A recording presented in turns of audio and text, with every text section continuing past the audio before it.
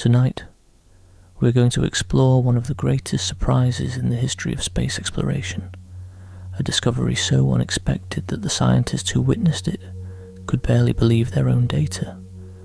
A discovery made not by a team searching for something extraordinary, but by an engineer doing routine math on a navigation photograph. In March of 1979, a spacecraft called Voyager 1 flew past Jupiter's innermost large moon, a world called Io. Every scientist involved in the mission expected Io to be dead. Cold, cratered and geologically silent, like our own moon. A frozen relic from the formation of the solar system, unchanged for billions of years.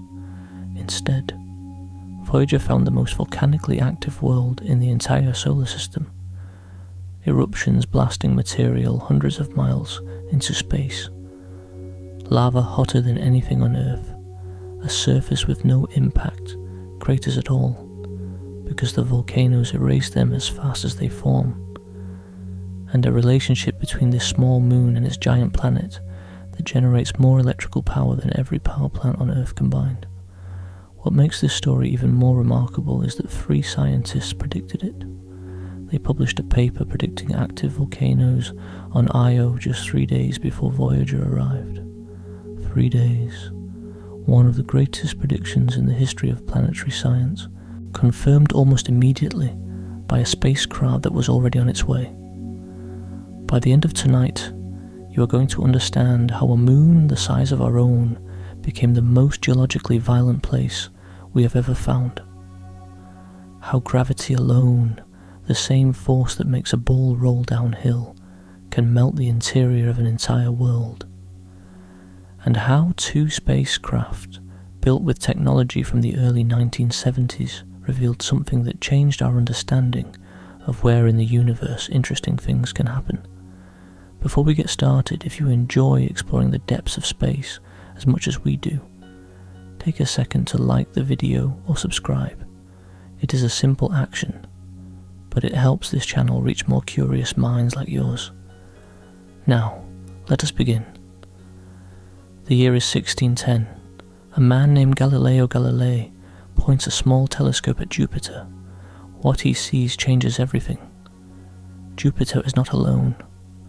There are 4 points of light near it, moving from night to night, clearly orbiting the planet. Galileo has just discovered the first moons ever found orbiting another world. These 4 moons, Io, Europa, Ganymede and Callisto, will eventually be named the Galilean moons in his honour. The discovery matters far beyond Jupiter. At the time, the dominant view of the cosmos places Earth at the centre of everything. Everything orbits Earth. The moon orbits Earth, the sun orbits Earth, the planets orbit Earth. But here are 4 objects clearly orbiting Jupiter, not Earth. If Jupiter can have moons orbiting it, then not everything revolves around our planet. The discovery provides powerful evidence for the Copernican model of the solar system, the idea that Earth orbits the sun rather than the other way around. For the next 369 years, Io remains a tiny dot of light. Astronomers can measure its orbit with increasing precision. They can calculate its size and mass from its gravitational effects on the other moons. They can determine that it orbits Jupiter at a distance of about 262,000 miles from the planet's cloud tops, closer to Jupiter than our moon is to Earth. They can measure that it completes 1 orbit every 42.5 hours, fast enough that you can watch it move over the course of a single night of observation. They learn that Io is tidally locked to Jupiter, the same way our moon is tidally locked to Earth. The same face of Io always points toward Jupiter. If you stood on Io's near side, Jupiter would hang motionless in the sky, enormous, never rising or setting, just always there. They discover something called the Laplace resonance. Io, Europa, and Ganymede are locked in a precise gravitational dance. For every 4 orbits Io completes around Jupiter, Europa completes exactly 2, and Ganymede completes exactly 1, a 4 to 2 to 1 ratio maintained by gravitational interactions between the 3 moons. This resonance was first recognised by Pierre-Simon de Laplace in the late 1700s, and it would turn out to be the key to everything that happens on Io. But no one understood that yet. By the mid-20th century, astronomers had determined Io's basic physical properties. It is about 2,263 miles in diameter, slightly larger than Earth's moon. Its density is about 3.5 grams per cubic centimetre, similar to rocky bodies like Mars and Earth's moon, and significantly higher than the other Galilean moons, which contained large amounts of water ice. Io appeared to be a rocky world, dense and dry. In the 1960s and 1970s, observers noticed something peculiar about Io. There was a faint cloud of sodium atoms surrounding it, following its orbit around Jupiter. Sodium is an unusual thing to find around a moon. Some scientists proposed that the sodium was being sputtered off Io's surface by high-energy particles trapped in Jupiter's powerful magnetic field.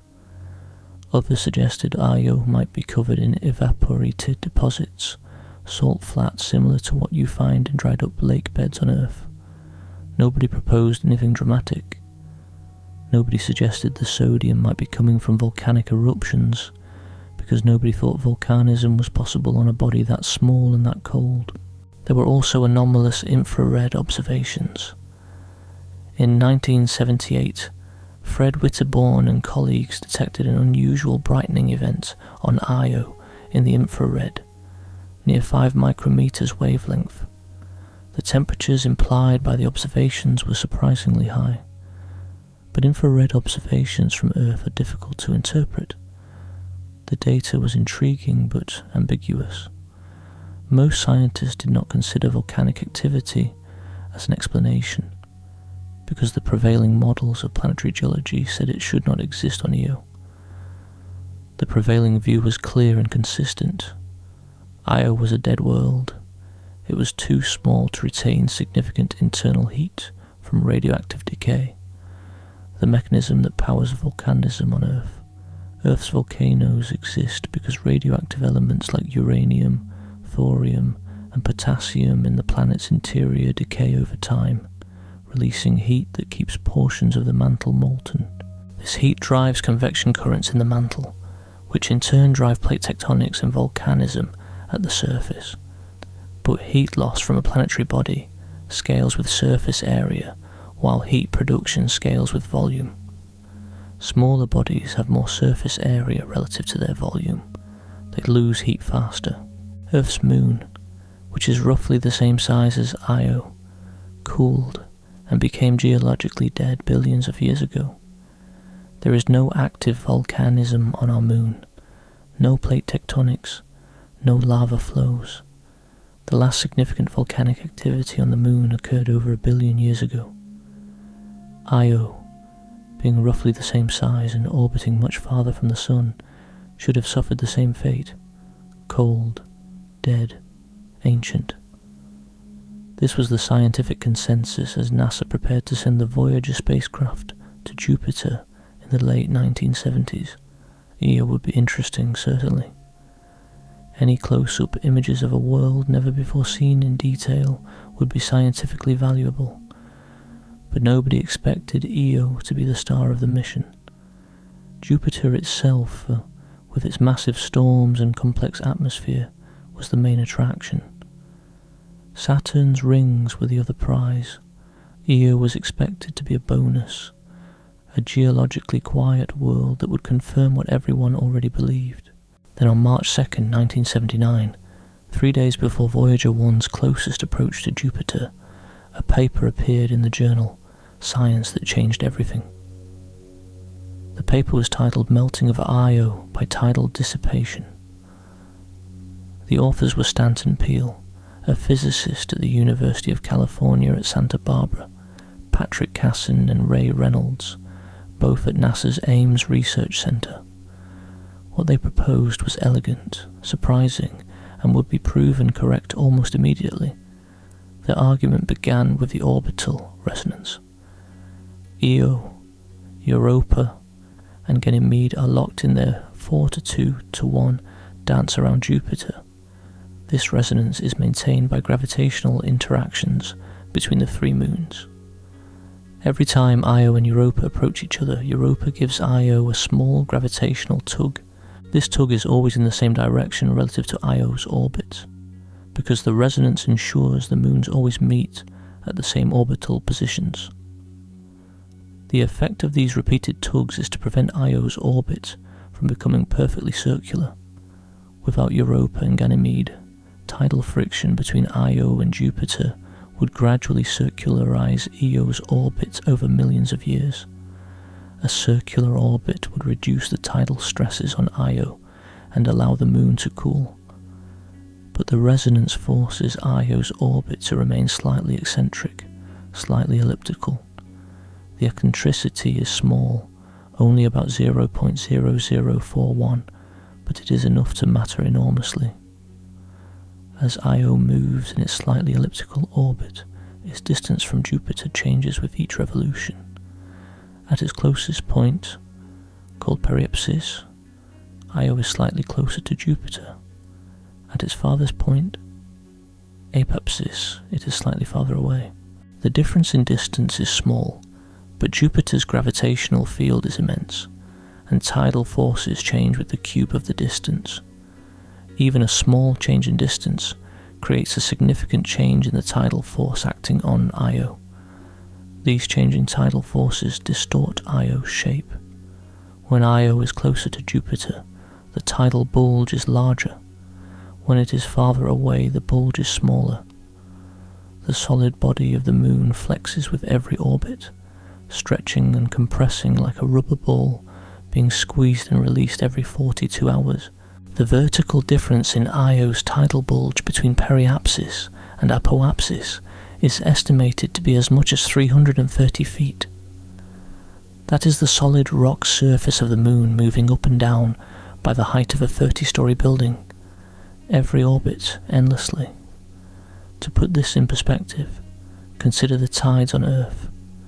The highest tides on our planet occur in the Bay of Fundy in Canada, where the difference between high and low tide can reach about 53 feet. And those tides are in water, not solid rock.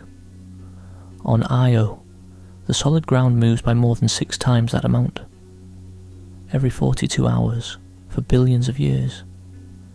Peel, Cassin and Reynolds calculated that this continuous flexing of Io's interior would generate enormous amounts of heat through friction.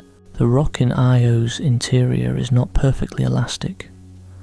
When it is bent and compressed, some of the mechanical energy is converted into heat. This is the same principle you can feel if you rapidly bend a piece of metal back and forth. The metal gets hot at the bend. Now apply that principle to an entire moon, and do it continuously for the age of the solar system. Their calculations showed that the heat generated by tidal dissipation was more than enough to melt a major fraction of Io's interior.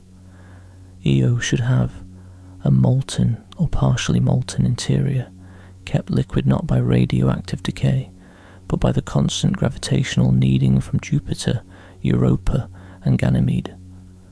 The paper concluded with a prediction that would become legendary. They wrote that consequences of a largely molten interior may be evident in pictures of Io's surface returned by Voyager 1. They suggested widespread and recurrent volcanism. The paper was published on March 2nd, 1979. Voyager 1's closest approach to Jupiter occurred on March 5th, 3 days later. This timing is one of the most extraordinary coincidences in the history of science. The prediction was not based on any observation of Io's surface. It was based entirely on orbital mechanics and physics.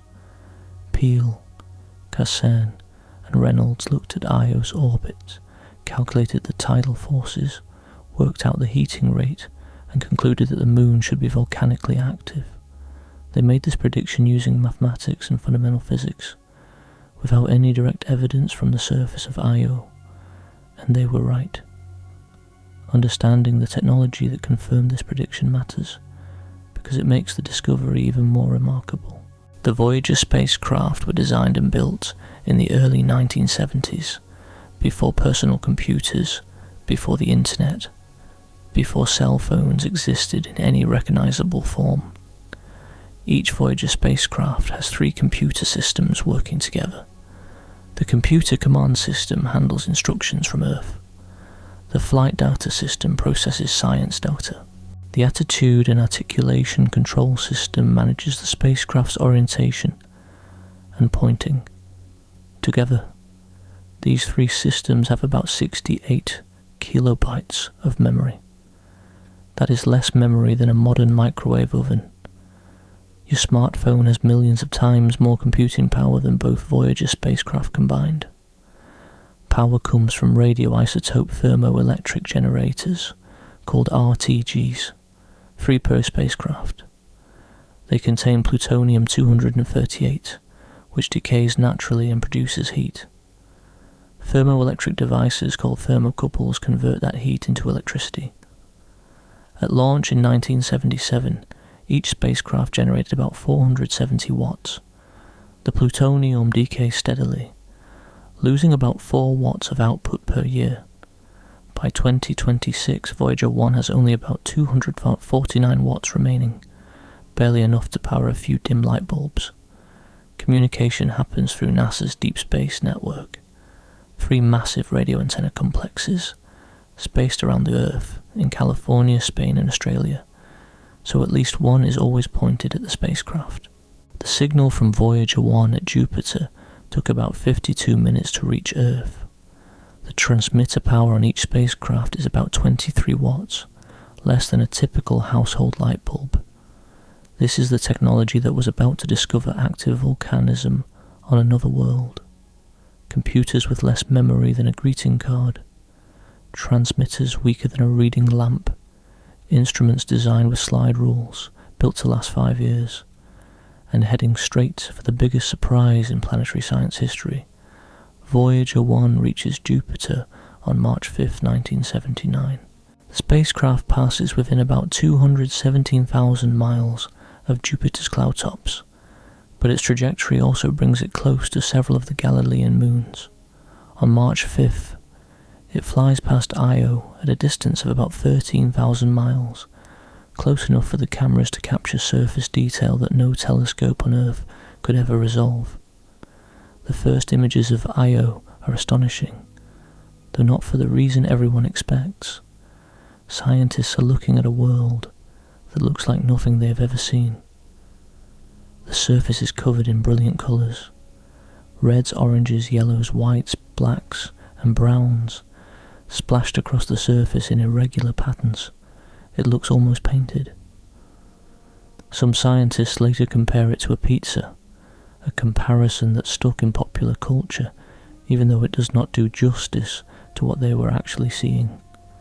The colours come from sulfur and sulfur compounds. Sulfur is an unusual element. Depending on its temperature and molecular arrangement, it can appear yellow, orange, red, brown, or black. Different allotropes of sulfur, different molecular forms, produce different colours. The extraordinary palette of Io's surface is a direct result of sulfur being deposited at different temperatures and in different chemical forms across the landscape. The cameras reveal no impact craters. This is deeply strange. Every other solid body in the solar system that has been imaged in detail shows impact craters. The Moon is covered in them, Mercury is covered in them, Mars has enormous craters. Even the other Galilean moons, as later images will show, have cratered surfaces. Craters are the default condition of any solid surface in the solar system because space is full of debris, and over billions of years rocks hit things. A surface without craters means one of 2 things. Either the surface is extremely young, constantly being renewed by some geological process, or the body has somehow avoided being hit, which is essentially impossible. The images also reveal mountains. Io has towering peaks, some reaching heights of 10 miles or more above their surroundings. These mountains are not volcanic cones like Mount Fuji or Mount Rainier. They are enormous blocks of crust that have been pushed upward by compressional forces. Imagine the ground itself being squeezed until it buckles and a chunk of rock the size of a mountain range gets shoved skyward. That is what is happening on Io. There are also vast plains of frozen sulfur dioxide, dark patches that turn out to be lava flows, circular depressions called paterae that look like collapsed volcanic calderas. Everything about the surface screams geological activity, but the definitive proof has not yet arrived.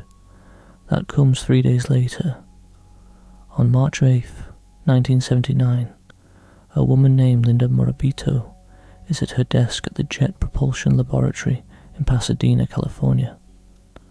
Morabito is a navigation engineer, not a planetary scientist. Her job is to analyze images of Io and the background stars to determine Voyager 1's precise position and trajectory.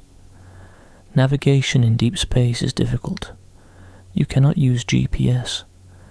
Instead, you take pictures of known objects and use their positions in the frame to calculate where the spacecraft is and where it is heading. Morabito is examining a long exposure image of Io taken as Voyager looked back toward the Jupiter system 3 days after closest approach.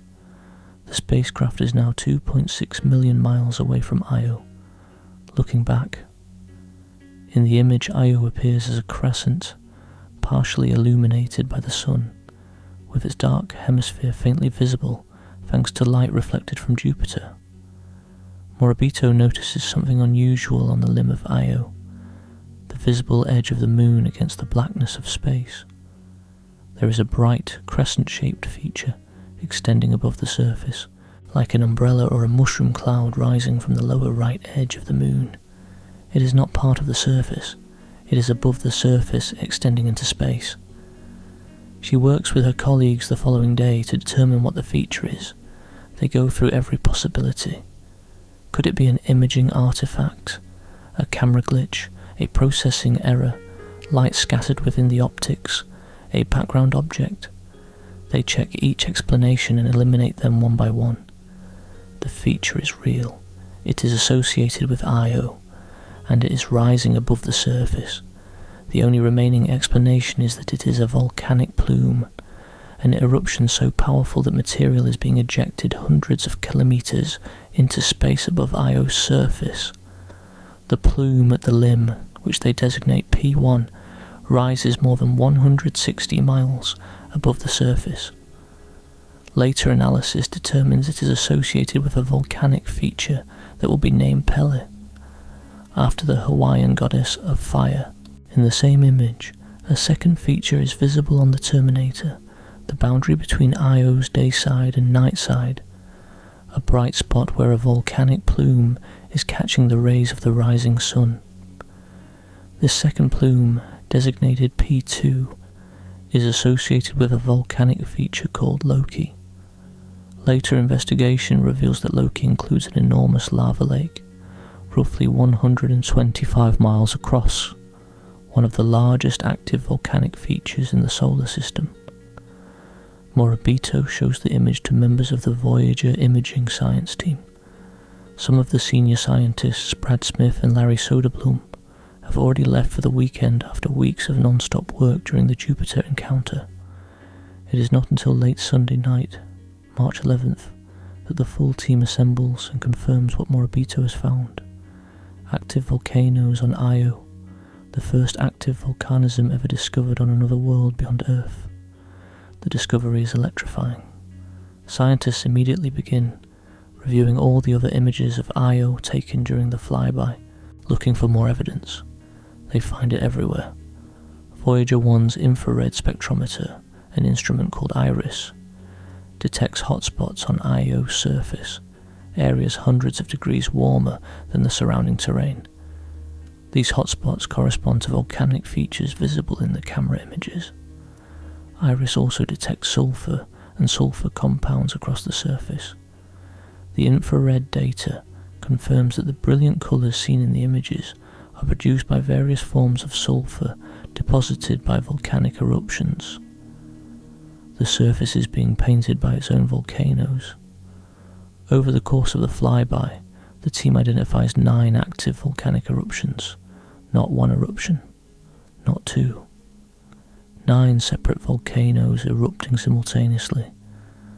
Some of the plumes rise more than 190 miles above the surface, with material being ejected at speeds exceeding 1,000 miles per hour. These are not small events. These are eruptions on a scale that dwarfs anything on Earth. The volcano Pele produces a plume that creates a distinctive ring of red sulfur deposits around it. The ring is roughly 800 miles in diameter, shaped like a hoofprint. This feature becomes one of the most recognizable landmarks on Io. The red colour comes from the short-chain sulfur molecules deposited by the plume. Different sulfur compounds produce different colours. The reds and oranges around Pele come from specific allotropes of sulfur that form at the temperatures present in the volcanic plume. Loki, the second feature identified from Morabito's image, turns out to be one of the most powerful individual volcanoes in the solar system. It includes a massive lava lake, a depression filled with molten rock that Voyager's infrared instrument detects as a persistent heat source. Loki will prove to be remarkably long-lived. It is still active today, more than 4 decades later, periodically brightening as the lava lake overturns and exposes fresh molten material to space. Prometheus is another volcano identified during the flyby. It produces a persistent plume about 60 miles high, smaller than Pele's plume but remarkably stable. Prometheus is driven by a different mechanism than Pele. Its plume forms when advancing lava flows move across frozen sulfur dioxide on the surface. The lava vaporizes the frost, and the resulting gas erupts upward as a plume.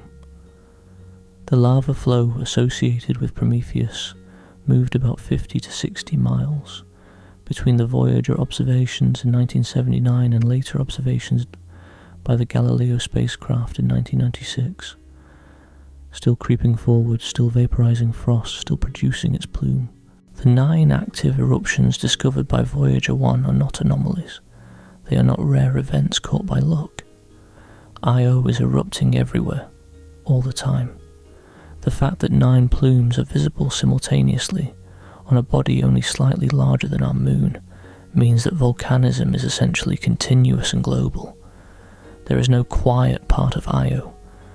The entire surface is being reworked by volcanic activity.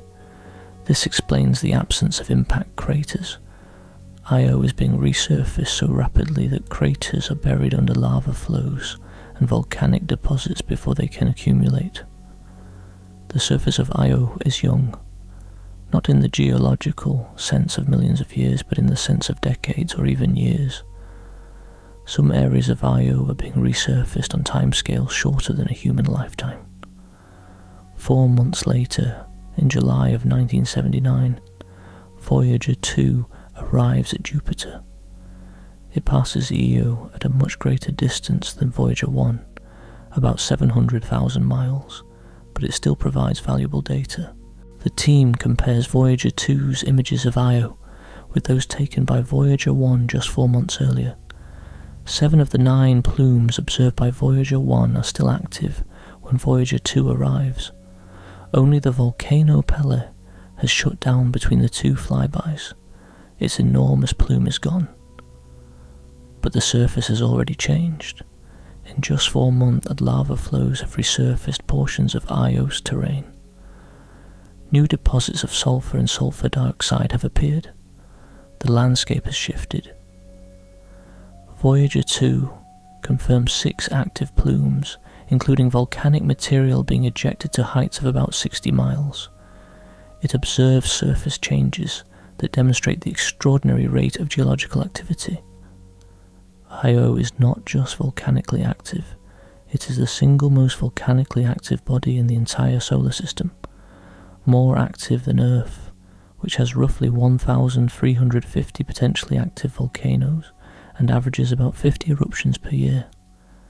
More active than any other moon or planet ever observed by any spacecraft or telescope. The scientific community is stunned, but also exhilarated.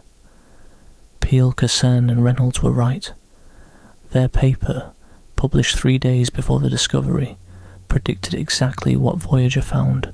Tidal heating from the orbital resonance with Europa and Ganymede is melting Io's interior, powering volcanism on a scale that nobody had thought possible on a body this size. The discovery of active volcanism on Io is immediately recognized as one of the most significant findings in the history of planetary exploration. It changes the way scientists think about moons, about geological activity, about the conditions required for a world to be geologically alive. Before Io, the assumption was simple. Big rocky planets close to their star can have volcanoes. Small moons far from the sun cannot. Io destroys that assumption completely, and what the Voyager spacecraft found on Io would turn out to be just the beginning. The volcanoes were the headline, but the underlying mechanism, tidal heating, would prove to have implications that reach far beyond one small moon, orbiting Jupiter. Understanding how tidal heating works on Io opens the door to understanding subsurface oceans on Europa, geysers on Enceladus, and the possibility of habitable environments on moons throughout the galaxy. But to understand all of that, we first need to understand exactly how Jupiter's gravity turns a small cold moon into a world of fire. The story begins with gravity itself. Every object in the universe that has mass exerts a gravitational pull on every other object. The strength of that pull depends on two things: the mass of the object doing the pulling and the distance between the two objects. More mass means stronger gravity, greater distance means weaker gravity, and gravity weakens with the square of the distance, meaning that if you double the distance, the force drops to 1/4. Jupiter is the largest planet in our solar system. It contains more mass than all the other planets combined, about 318 times the mass of Earth. Its gravitational field is enormous. At the distance where Io orbits, about 262,000 miles from Jupiter's cloud tops, that gravity is overwhelmingly strong. Now, here is the crucial point. Gravity does not pull uniformly on an extended object like a moon. The side of Io facing Jupiter is about 2,263 miles closer to Jupiter than the side facing away. That difference in distance means the gravitational force on the near side of Io is measurably stronger than the force on the far side. The difference is small in percentage terms, perhaps 6%, but when the total gravitational force is as powerful as Jupiter's, 6% is an enormous amount of energy. This difference in gravitational pull across the body of Io is called a tidal force. It is the same phenomenon that causes ocean tides on Earth. Our moon pulls more strongly on the side of Earth facing it than on the far side. The difference creates a bulge of water on the near side and another bulge on the far side, and as the Earth rotates, coastlines pass through these bulges, experiencing high and low tides. On Earth, the tidal forces from the moon are gentle. The ocean tides change the water level by a few feet in most places, up to about 53 feet in the Bay of Fundy. The solid Earth itself deforms slightly, but only by a few inches. On Io, the tidal forces from Jupiter are roughly 20,000 times stronger than the tidal forces Earth experiences from the moon. This is not a gentle squeeze. This is an enormous, continuous distortion of the entire body of the moon. If Io's orbit were perfectly circular, this would not matter much. Io would develop a permanent tidal bulge pointed toward Jupiter, slightly elongated along the Jupiter-facing axis, and that would be the end of it. A permanent static distortion.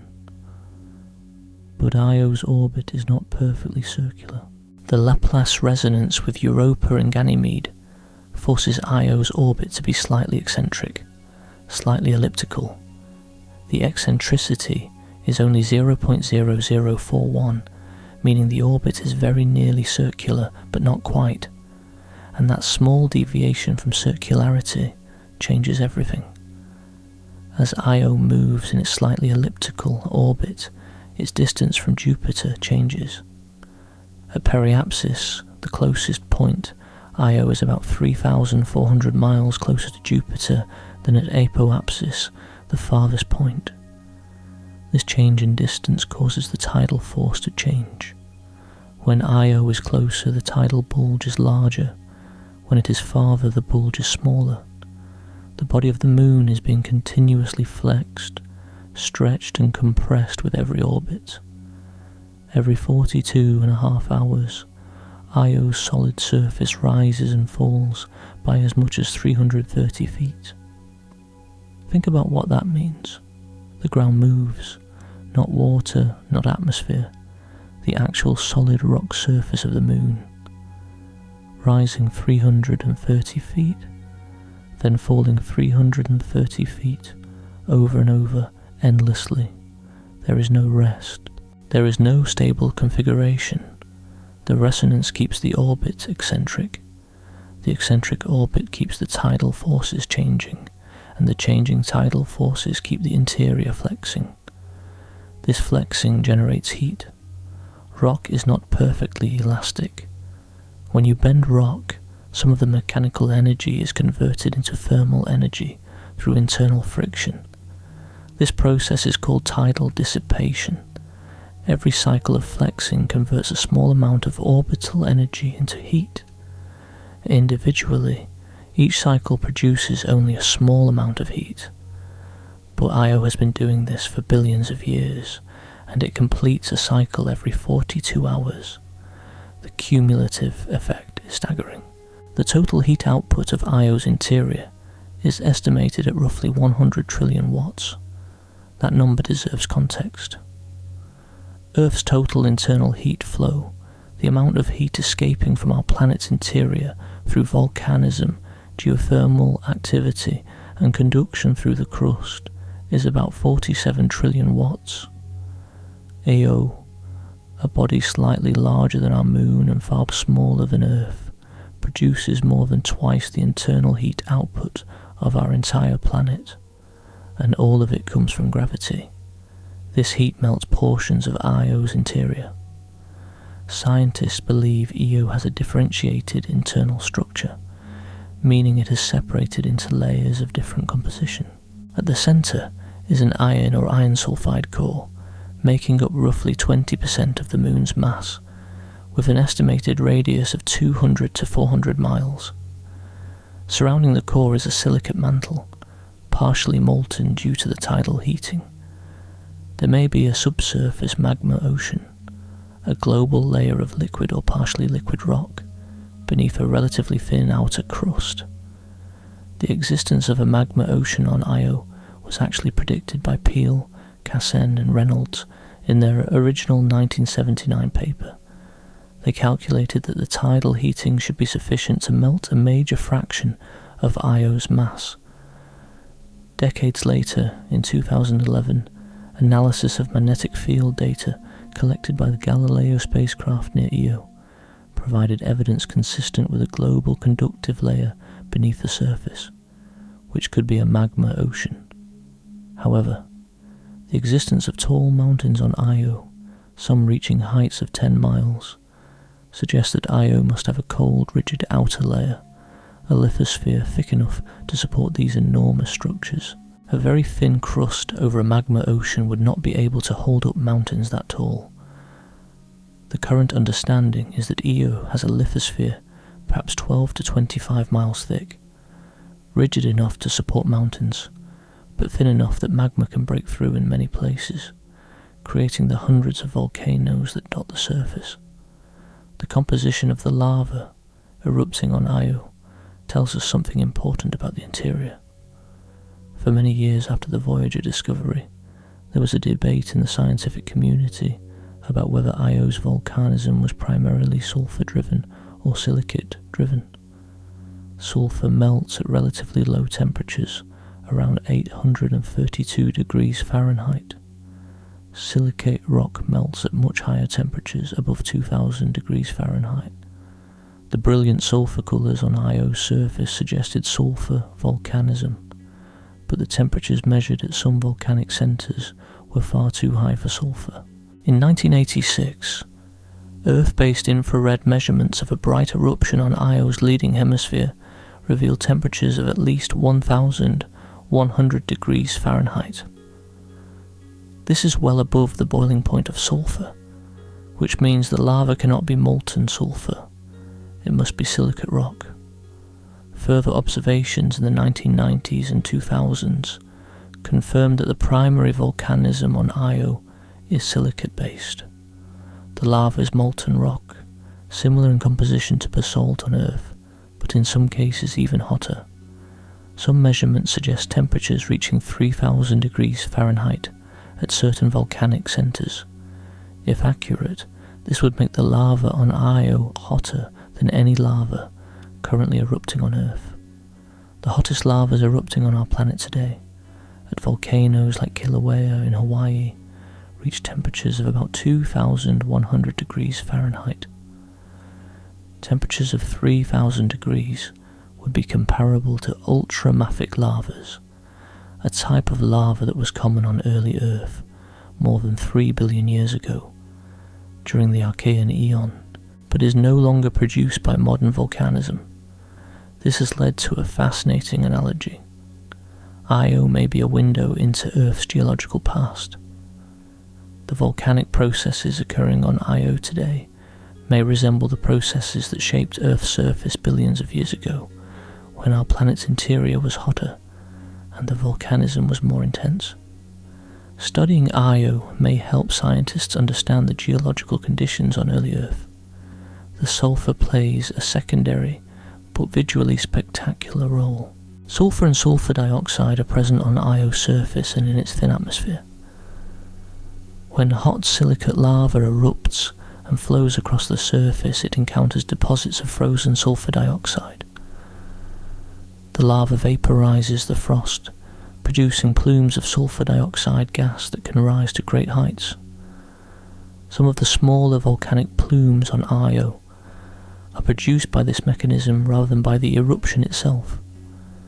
The interaction between hot silicate lava and frozen sulfur dioxide deposits creates many of the plume features that Voyager observed. Sulfur also explains the colours. Different temperatures produce different forms of sulfur.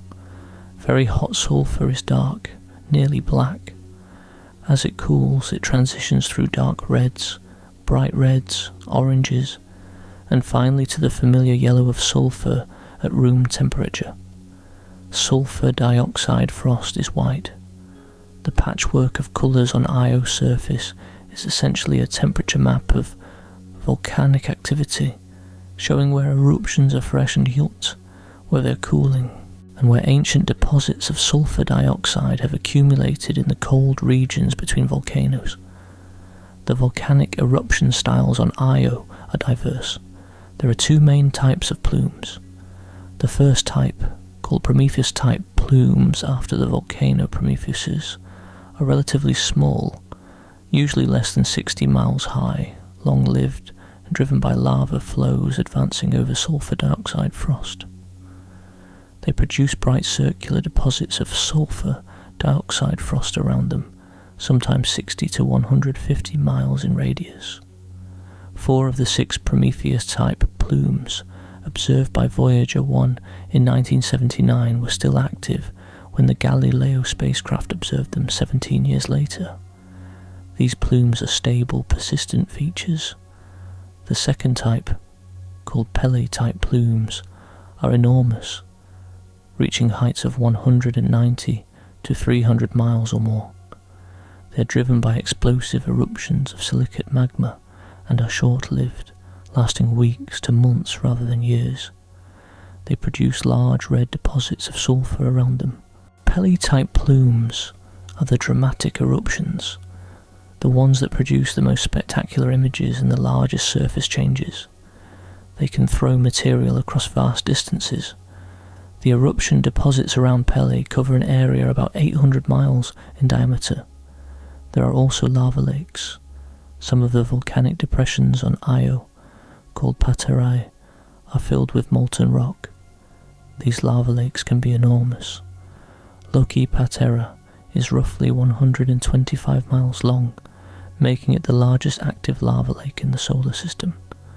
The surface of the lava lake periodically overturns, with cooled crust sinking and fresh magma rising to the surface. This produces periodic brightening events visible from Earth with infrared telescopes. And there are lava flows, enormous continent-spanning rivers of molten rock that have flowed hundreds of miles across the surface. The flow rates at some of these features are extraordinary. Galileo measured average surface coverage rates of 35 to 60 square meters per second at the Prometheus and Amirani lava flow fields. For comparison, the average flow rate at Hawaii's Kilauea volcano is about 0.6 square meters per second. The lava flows on Io advance roughly 60 to 100 times faster than lava flows on Earth. This constant volcanic resurfacing is why Io has no impact craters. On most bodies in the solar system, impact craters accumulate over billions of years. The older the surface, the more craters it has. Our moon's highlands are heavily cratered because they are about 4 billion years old. Mars has vast cratered terrains dating back nearly as far. But on Io, lava flows and volcanic deposits cover the surface faster than impacts can crater it. The average age of Io's surface is probably less than 1 million years. In geological terms, that is brand new. Every feature you see on Io today is young. The volcanoes are erasing history as fast as it is made. The implications of Io's tidal heating extend far beyond Io itself. Before the discovery, scientists assumed that geological activity on moons and small bodies required internal radioactive heating. Io proved that gravitational interactions alone can produce enough heat to melt an entire world's interior. This opened up an entirely new category of potentially active worlds. Europa, the next moon out from Io, also experiences tidal heating from the same orbital resonance, though less intense because Europa is farther from Jupiter. The heating is not enough to produce volcanism on Europa, but it may be enough to maintain a global ocean of liquid water beneath Europa's icy surface. Voyager saw hints of this in Europa's smooth cracked ice surface, which suggested recent geological activity. Later missions confirmed that Europa almost certainly has a subsurface ocean, one of the most promising places to search for life beyond Earth. Ganymede, the largest moon in the solar system, also shows evidence of past tidal heating, with regions of its surface that have been geologically resurfaced. At Saturn, the small moon Enceladus experiences tidal heating from its orbital resonance with other Saturnian moons. The Cassini spacecraft discovered geysers of water, ice and vapour erupting from Enceladus's south polar region, powered by tidal heating that maintains a subsurface ocean. Enceladus is another top candidate in the search for extraterrestrial life. Even beyond our solar system, the principle applies. Many exoplanets have been discovered orbiting close to their stars, and some may have moons. If those moons experience tidal heating, they could harbour subsurface oceans or volcanic activity, regardless of their distance from their star. Io's discovery rewrote the rules. It showed that gravity alone can make a world geologically alive, and it raised a question that scientists are still working to answer. How many worlds in the galaxy are being heated by the same mechanism, hidden beneath icy surfaces or tucked inside the orbits of giant planets, warmed not by starlight, but by the relentless pull of gravity? The volcanoes on Io are remarkable on their own. But what makes Io truly extraordinary is not just what happens on its surface. It is what the volcanoes do to the space around Io and to Jupiter itself. Io does not exist in isolation. It is embedded in the most powerful magnetic field of any planet in the solar system. And the interaction between Io's volcanism and Jupiter's magnetism creates phenomena that are among the most extreme in our cosmic neighbourhood. First, the atmosphere. Io has an atmosphere, but calling it thin would be generous. The surface pressure is roughly 1/1,000,000th of Earth's atmospheric pressure at sea level. For comparison, the atmospheric pressure on the summit of Mount Everest is about 1/3 of sea level pressure. The surface of Mars has about 1/100th of Earth's pressure. Io's atmosphere is millions of times thinner than even Mars. If you placed a standard barometer on Io's surface, it would not register anything. The atmosphere is composed primarily of sulfur dioxide, the same gas that gives Io's volcanic plumes their characteristic appearance and that creates the white frost deposits across the surface. The sulfur dioxide comes directly from volcanic eruptions. Every eruption injects sulfur dioxide gas into the space above Io's surface. Some of this gas falls back to the surface as frost. Some escapes into space. The atmosphere is not stable. It is constantly being replenished by volcanism and constantly being stripped away by external forces. The dominant force stripping Io's atmosphere is Jupiter's magnetosphere. Jupiter has the largest and most powerful magnetic field of any planet in the solar system. It is generated by electrical currents flowing in Jupiter's outer core, which is believed to be composed of liquid metallic hydrogen. Hydrogen compressed to such extreme pressures that it behaves like a metal and conducts electricity. Jupiter's magnetic field is about 19,000 times stronger than Earth's. Earth's magnetic field is strong enough to deflect most of the solar wind and create a magnetosphere that extends perhaps 40,000 miles on the sunward side and millions of miles in the tail. Jupiter's magnetic field creates a magnetosphere so vast that if it were visible to the naked eye, it would appear larger than the full moon as seen from Earth. The magnetosphere of Jupiter extends more than 3 million miles sunward, and its tail stretches past the orbit of Saturn. Inside this magnetosphere, charged particles are trapped and accelerated by the magnetic field. They spiral along the field lines, bouncing back and forth between Jupiter's north and south magnetic poles at tremendous speeds. The radiation environment inside Jupiter's magnetosphere is extraordinarily intense. It is the most hostile radiation environment in the solar system outside of the Sun itself. Io orbits right in the middle of this radiation belt. Every day, Io's surface is bombarded with high-energy electrons, protons and heavier ions, spiraling along Jupiter's magnetic field lines. The radiation dose at Io's surface is approximately 3,600 rem per day. To put that in perspective, a dose of about 500 rem over a short period is considered lethal for humans. Io receives more than 7 times a lethal human dose every single day. When Voyager 1 passed through the inner Jovian system, it received a total radiation dose about 1,000 times the lethal level for a human being. The radiation was intense enough to damage some of Voyager's high-resolution images of Io and Ganymede. This radiation environment has a direct effect on Io's surface and atmosphere. High-energy particles slamming into the surface knock atoms loose from the rock and ice, a process called sputtering.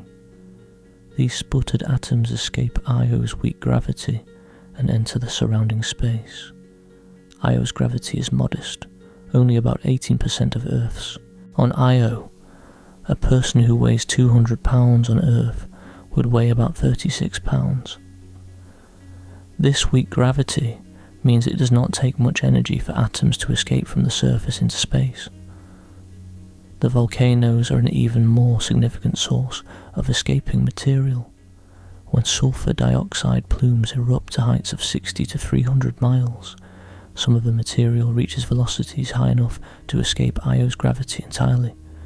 Even the material that falls back to the surface creates a temporary extended atmosphere that can be swept away by the magnetic field. Jupiter's magnetic field rotates with the planet. Jupiter completes one rotation in just under 10 hours, despite being 11 times wider than Earth. The equatorial rotational speed of Jupiter is about 28,000 miles per hour.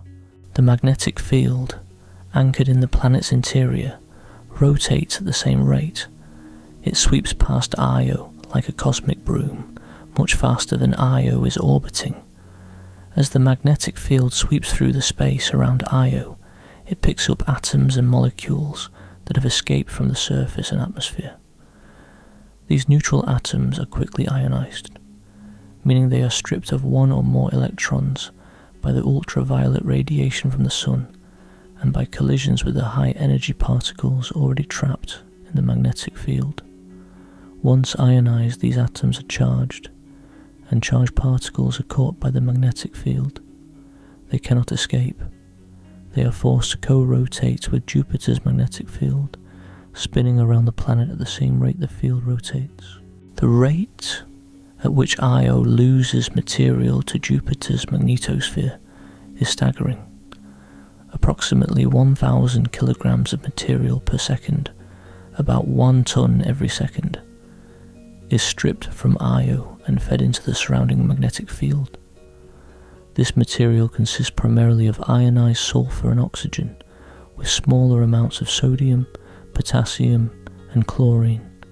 1 ton per second, hour after hour, day after day, for billions of years. This material does not disperse evenly, because it originates from Io and is captured near Io's orbit. It forms a ring-shaped structure centered on Io's orbital path around Jupiter. This structure is called the Io plasma torus. It is a donut-shaped ring of ionized gas encircling Jupiter at approximately the same distance as Io's orbit, about 262,000 miles from the planet. The Io plasma torus was first detected by Voyager 1 in 1979, shortly after the volcanic discovery. The torus is composed of ions of sulfur, oxygen and sodium at temperatures of about 1 to 10 million degrees Fahrenheit. These temperatures sound extreme, but remember that temperature in a plasma measures the average kinetic energy of the particles, not the total heat content. The plasma is extremely thin, far less dense than even Io's tenuous atmosphere.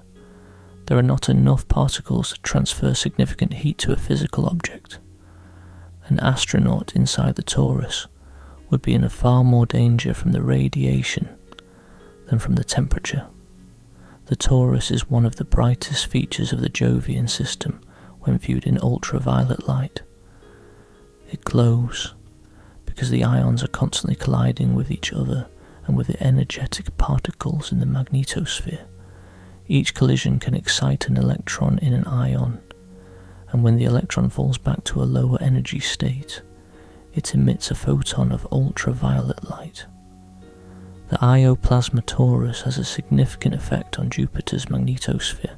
The heavy ions from Io load the magnetic field with mass. As the magnetic field tries to force this heavy plasma to co-rotate with Jupiter, the plasma resists. It is like trying to spin a heavy weight on a string. The added mass stretches the magnetic field lines outward, distorting the inner magnetosphere into a flattened disc-like shape called the magnetodisk. This is one of the key differences between Jupiter's magnetosphere and Earth's. Earth's magnetosphere is shaped primarily by the solar wind. Jupiter's magnetosphere is shaped primarily by the internal mass loading from Io's volcanoes. The interaction between Io and Jupiter's magnetosphere produces another phenomenon that is among the most remarkable in the solar system. As Io moves through the plasma torus and through Jupiter's rotating magnetic field, it acts as an electrical generator. The physics behind this is related to Faraday's law of electromagnetic induction. When a conductor moves through a magnetic field, it generates an electromotive force. Io's ionosphere, the weakly conducting layer of charged particles in its thin atmosphere, acts as the conductor. Jupiter's rotating magnetic field provides the field. The relative motion between the two generates a current. This current flows along Jupiter's magnetic field lines from Io to Jupiter's atmosphere, then through Jupiter's ionosphere, and back along the magnetic field lines to Io. The complete circuit is called the Io flux tube. It is a cylinder of electrical current connecting Io to Jupiter, following the magnetic field lines between the Moon and the planet. The numbers are extraordinary. The current flowing through the Io flux tube is approximately 5 million amperes. For comparison, a typical household circuit carries 15 to 20 amperes. A large industrial power line might carry a few thousand amperes. The Io flux tube carries 5 million amperes of current through a circuit that spans 262,000 miles. The power generated by this interaction is approximately 2 trillion watts, Earth's total electricity generation. From all sources, every power plant, every solar panel, every wind turbine, every hydroelectric dam on the planet is roughly 2.7 trillion watts. The electrical circuit between Io and Jupiter generates nearly as much power as all of human civilization produces, and this power comes from nothing more than a small moon moving through a magnetic field.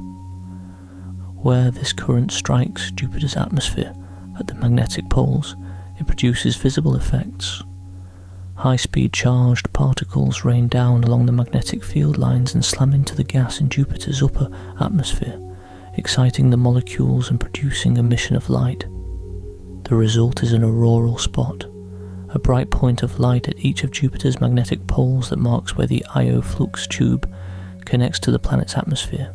These spots, often called Eo's footprints on Jupiter, were first observed by the Hubble Space Telescope in ultraviolet light. They are persistent features. As Io orbits Jupiter, the footprints move across Jupiter's polar regions, tracking the Moon's position. The footprints are surrounded by a faint auroral tail that extends behind them, tracing the path where the flux tube has recently connected. Jupiter also has broader auroral emissions, similar to Earth's northern and southern lights but vastly more powerful. Earth's aurora are powered primarily by charged particles from the solar wind interacting with our magnetic field. Jupiter's aurora are powered primarily by its own rotation and by the mass loaded into its magnetosphere by Io's volcanoes. Jupiter's aurora are about 1,000 times more powerful than Earth's. The flux tube interaction also generates radio emissions. Jupiter has long been known to be a powerful radio source. In fact, Jupiter was one of the first celestial objects detected by radio telescopes in the 1950s. The radio emissions come in bursts, and scientists noticed that the timing of these bursts was correlated with Io's orbital position. When Io is in certain positions relative to Jupiter and Earth, the radio emissions are stronger. This Io-controlled radio emission was one of the first clues that Io and Jupiter had a special electromagnetic relationship, even before Voyager revealed the volcanoes and the plasma torus. The entire system, Io's volcanoes feeding material into space, Jupiter's magnetic field capturing and accelerating that material, the plasma torus forming around Io's orbit, the flux tube carrying millions of amperes between Io and Jupiter, the auroral footprints glowing at Jupiter's poles, the radio burst synchronized with Io's orbital position, forms one of the most complex and interconnected physical systems in the solar system. And it all starts with volcanism. Without the volcanoes, there would be little atmospheric material for Jupiter's magnetic field to capture. Without the captured material, there would be no plasma torus. Without the plasma torus and the interaction with the magnetic field, there would be no flux tube. Without the flux tube, there would be no auroral footprints, no synchronized radio bursts. The entire chain of phenomena traces back to the tidal heating that melts Io's interior and drives its volcanoes. Io is not just a volcanic world. It is the engine that drives much of the dynamics of Jupiter's inner magnetosphere. A small moon, only slightly larger than Earth's moon, pumping a ton of material per second into the space around the largest planet in the solar system, powering electrical circuits that generate trillions of watts, leaving visible marks on the cloud tops of a world 11 times wider than Earth. The relationship is not all one-directional. Jupiter's influence on Io is what creates the tidal heating in the first place, and the material that Io ejects into Jupiter's magnetosphere is then accelerated and sent back toward Io as high-energy radiation, bombarding the surface, sputtering more material into space. It is a feedback loop. Jupiter heats Io through tidal forces. Io responds with volcanism. The volcanic material feeds Jupiter's magnetosphere. The magnetosphere bombards Io with radiation. The radiation strips more material from the surface, and the cycle continues. This feedback loop has been operating for billions of years. The orbital resonance between Io, Europa, and Ganymede is ancient. Recent isotopic analysis published in 2024 by Catherine DeClear and colleagues examined the ratio of different sulfur isotopes in Io's volcanic emissions. Their results indicate that Io has been volcanically active for most or all of its history, potentially for the entire 4.5 billion years since the Jupiter system formed. The tidal heating is not a recent development. It has been going on since the beginning. Over those billions of years, Io has lost a significant amount of mass through its volcanic outgassing, and the subsequent stripping of material by Jupiter's magnetosphere. The cumulative mass loss is difficult to calculate precisely, but estimates suggest that Io has lost a meaningful fraction of its original volatile inventory. The sulfur and oxygen that fill the plasma torus and coat the inner Jovian magnetosphere all came from Io's interior, carried to the surface by volcanic eruptions and then stripped away into space. This raises an interesting question about Io's long-term evolution. If Io has been losing volatiles for billions of years, it was once a different world. It may have had more sulfur dioxide, perhaps even a thicker atmosphere in the distant past. The Io we see today is a world that has been slowly cooked and stripped by its own parent planet for the entire age of the solar system. There is a certain relentlessness to it. Jupiter's gravity never stops pulling. The orbital resonance never breaks. The tidal heating never ceases. The volcanoes never go completely quiet. The material never stops escaping. The magnetosphere never stops stripping. Io is caught in a cycle that has no off switch, a perpetual engine of geology and electromagnetic interaction that will continue as long as the orbital resonance is maintained. And from what scientists can tell, there is no mechanism that would break the resonance anytime soon. Io will continue to erupt, continue to lose material, and continue to power Jupiter's inner magnetosphere for the foreseeable future.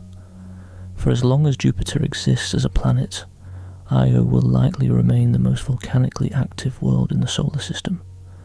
The Voyager flybys of 1979 revealed the existence of volcanism on Io, but they were brief encounters. Voyager 1 spent only a few hours in close proximity to Io. Voyager 2 passed at a much greater distance.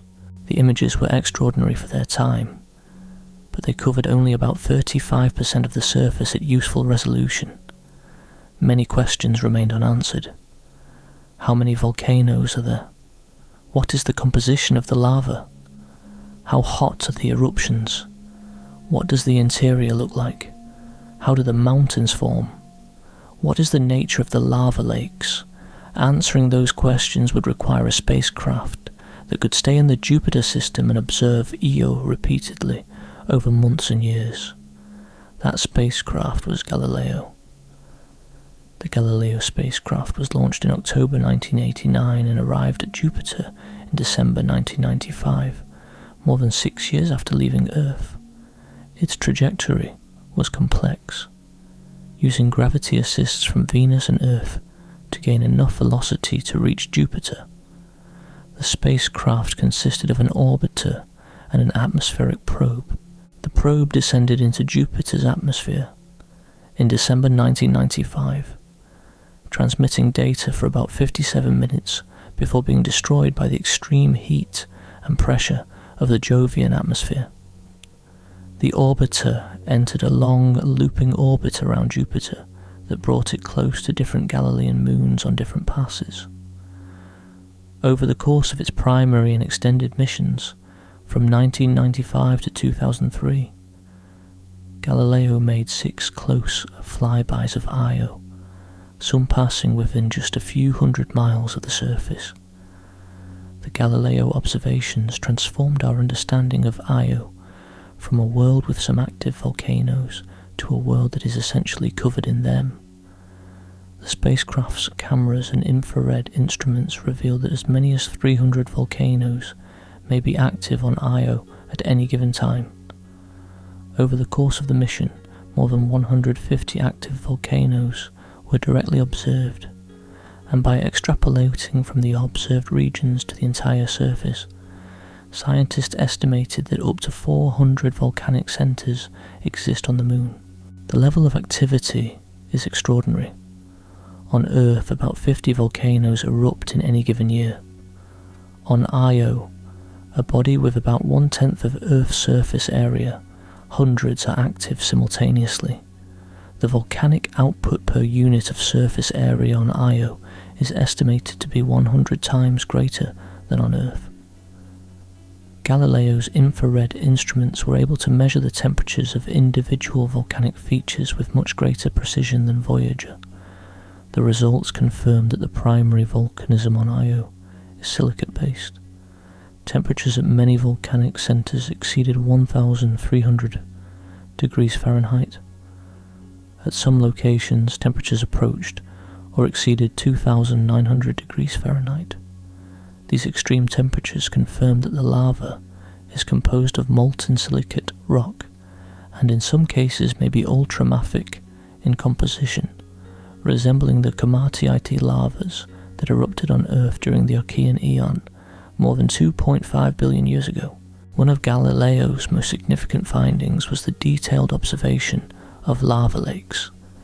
The spacecraft's close flybys revealed that many of the circular depressions on Io's surface, called patere, are filled with molten rock. These are not volcanic craters in the traditional sense. They are depressions, sometimes called calderas, that have collapsed as magma has drained from beneath them and then been filled or partially filled with new molten material from below.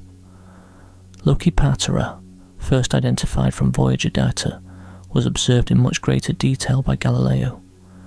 The lava lake is enormous, roughly 125 miles long. Galileo's infrared data showed that the temperature of the lake surface is not uniform. The edges are hotter than the centre, because the central crust is older and has cooled, while the edges are where fresh lava from the interior is directly exposed. The lake appears to overturn periodically. Cooled crust on the surface becomes denser than the liquid beneath it, and eventually sinks, allowing hot lava to rise and take its place. This overturning produces periodic brightening events that are visible from Earth with large infrared telescopes. Pele, the volcano that produced the first plume seen by Linda Morabito, was confirmed by Galileo to contain an active lava lake about 6 miles wide. The lava lake is the persistent heat source that fuels Pele's enormous eruption plumes.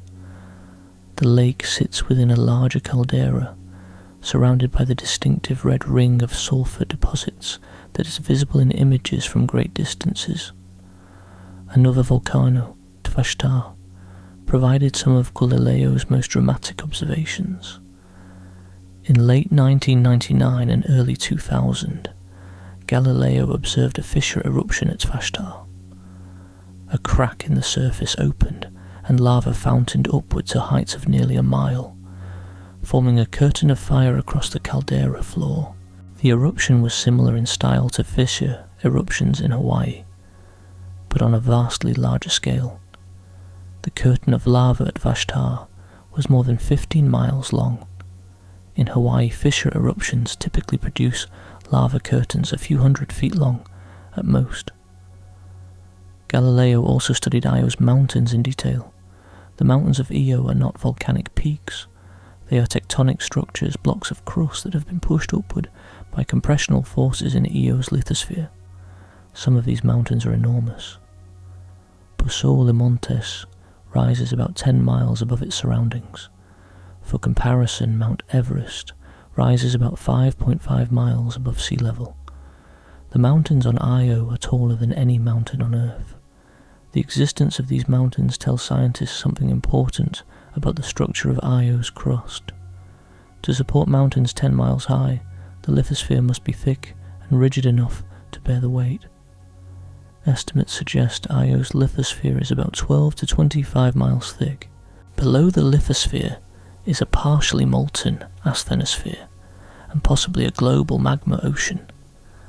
The mountains are created when the lithosphere is compressed by the continuous burial of material from volcanic eruptions. As lava and volcanic deposits pile up on the surface, the underlying crust is pushed downward.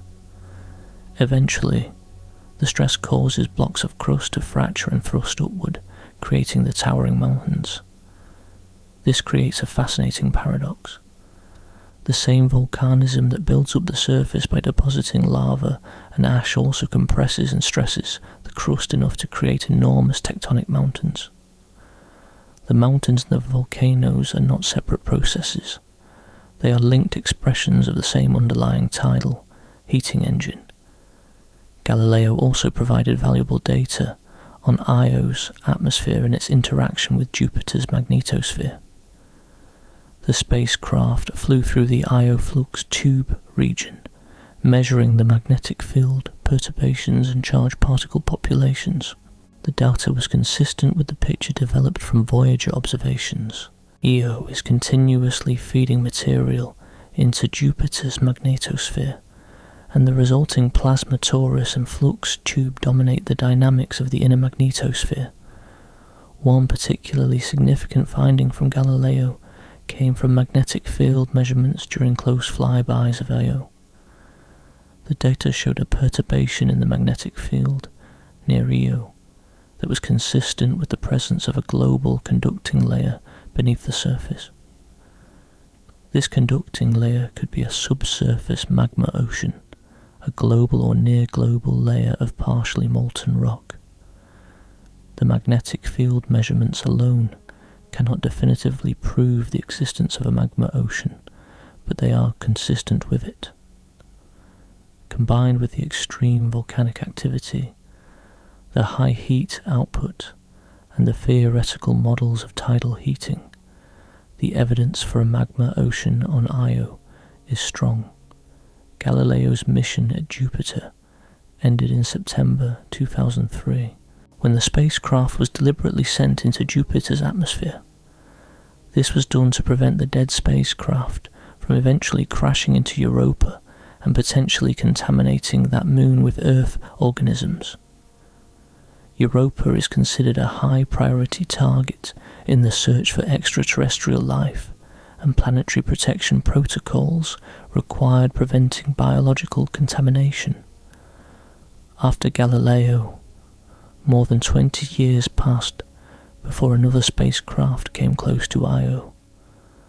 Several other missions flew through the Jupiter system during this time.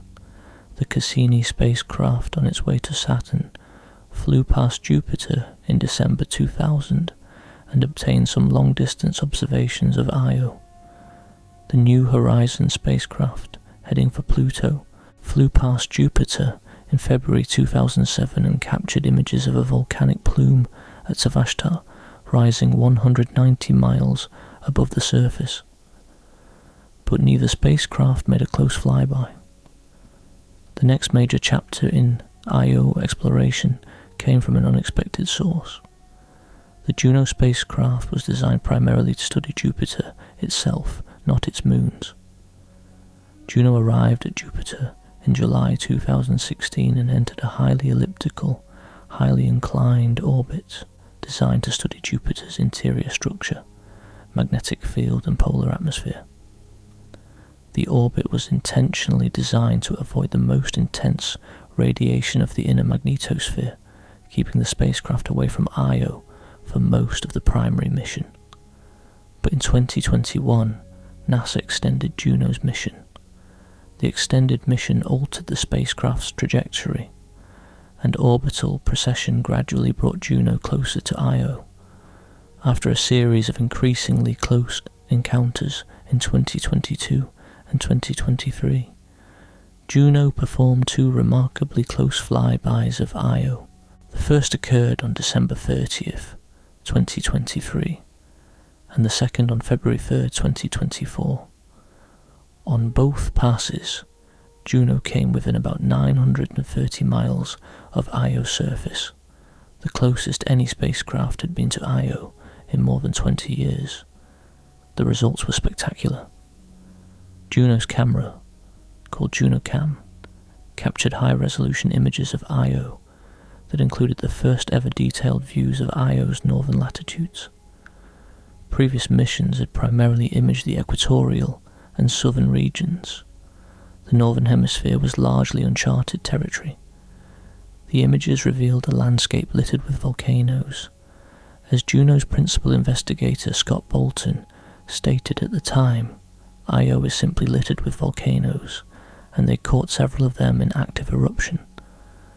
The northern hemisphere looked much like the rest of Io, dominated by volcanic features, paterae, lava flows and mountains. One of the most striking features discovered during the Juno flybys was a mountain that the mission team nicknamed Steeple Mountain.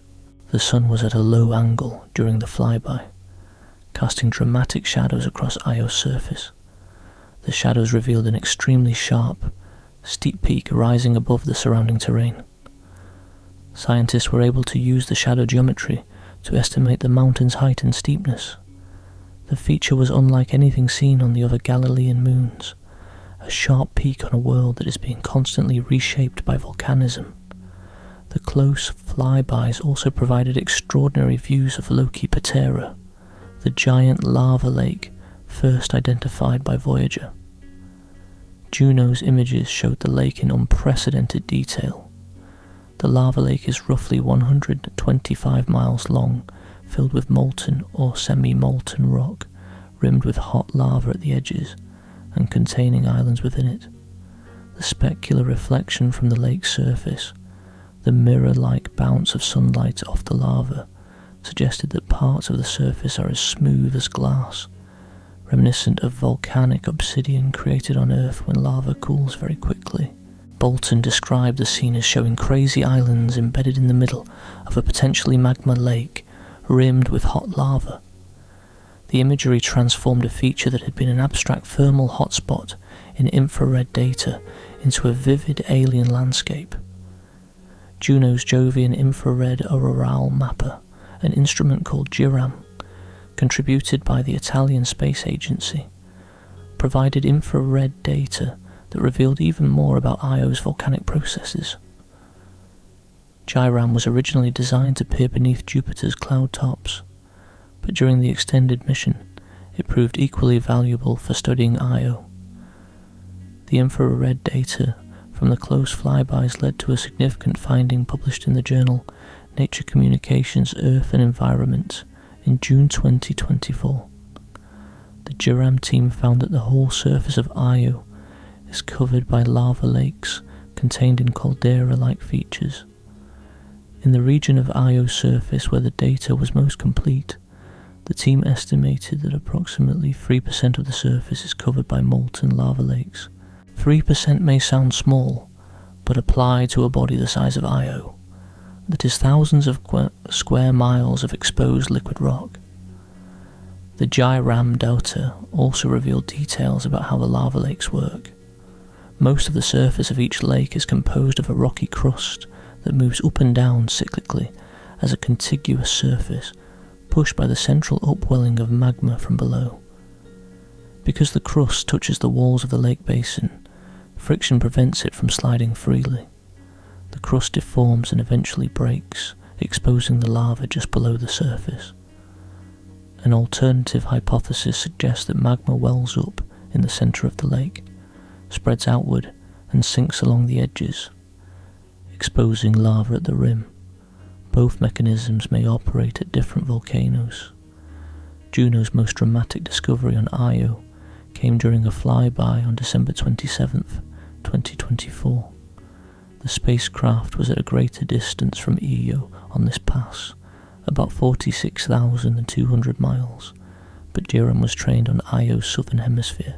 The instrument detected a massive hotspot near Io's south pole, so intense that it saturated the detector. The signal was off the scale. Analysis revealed that the feature spans roughly 40,000 square miles, larger than Lake Superior.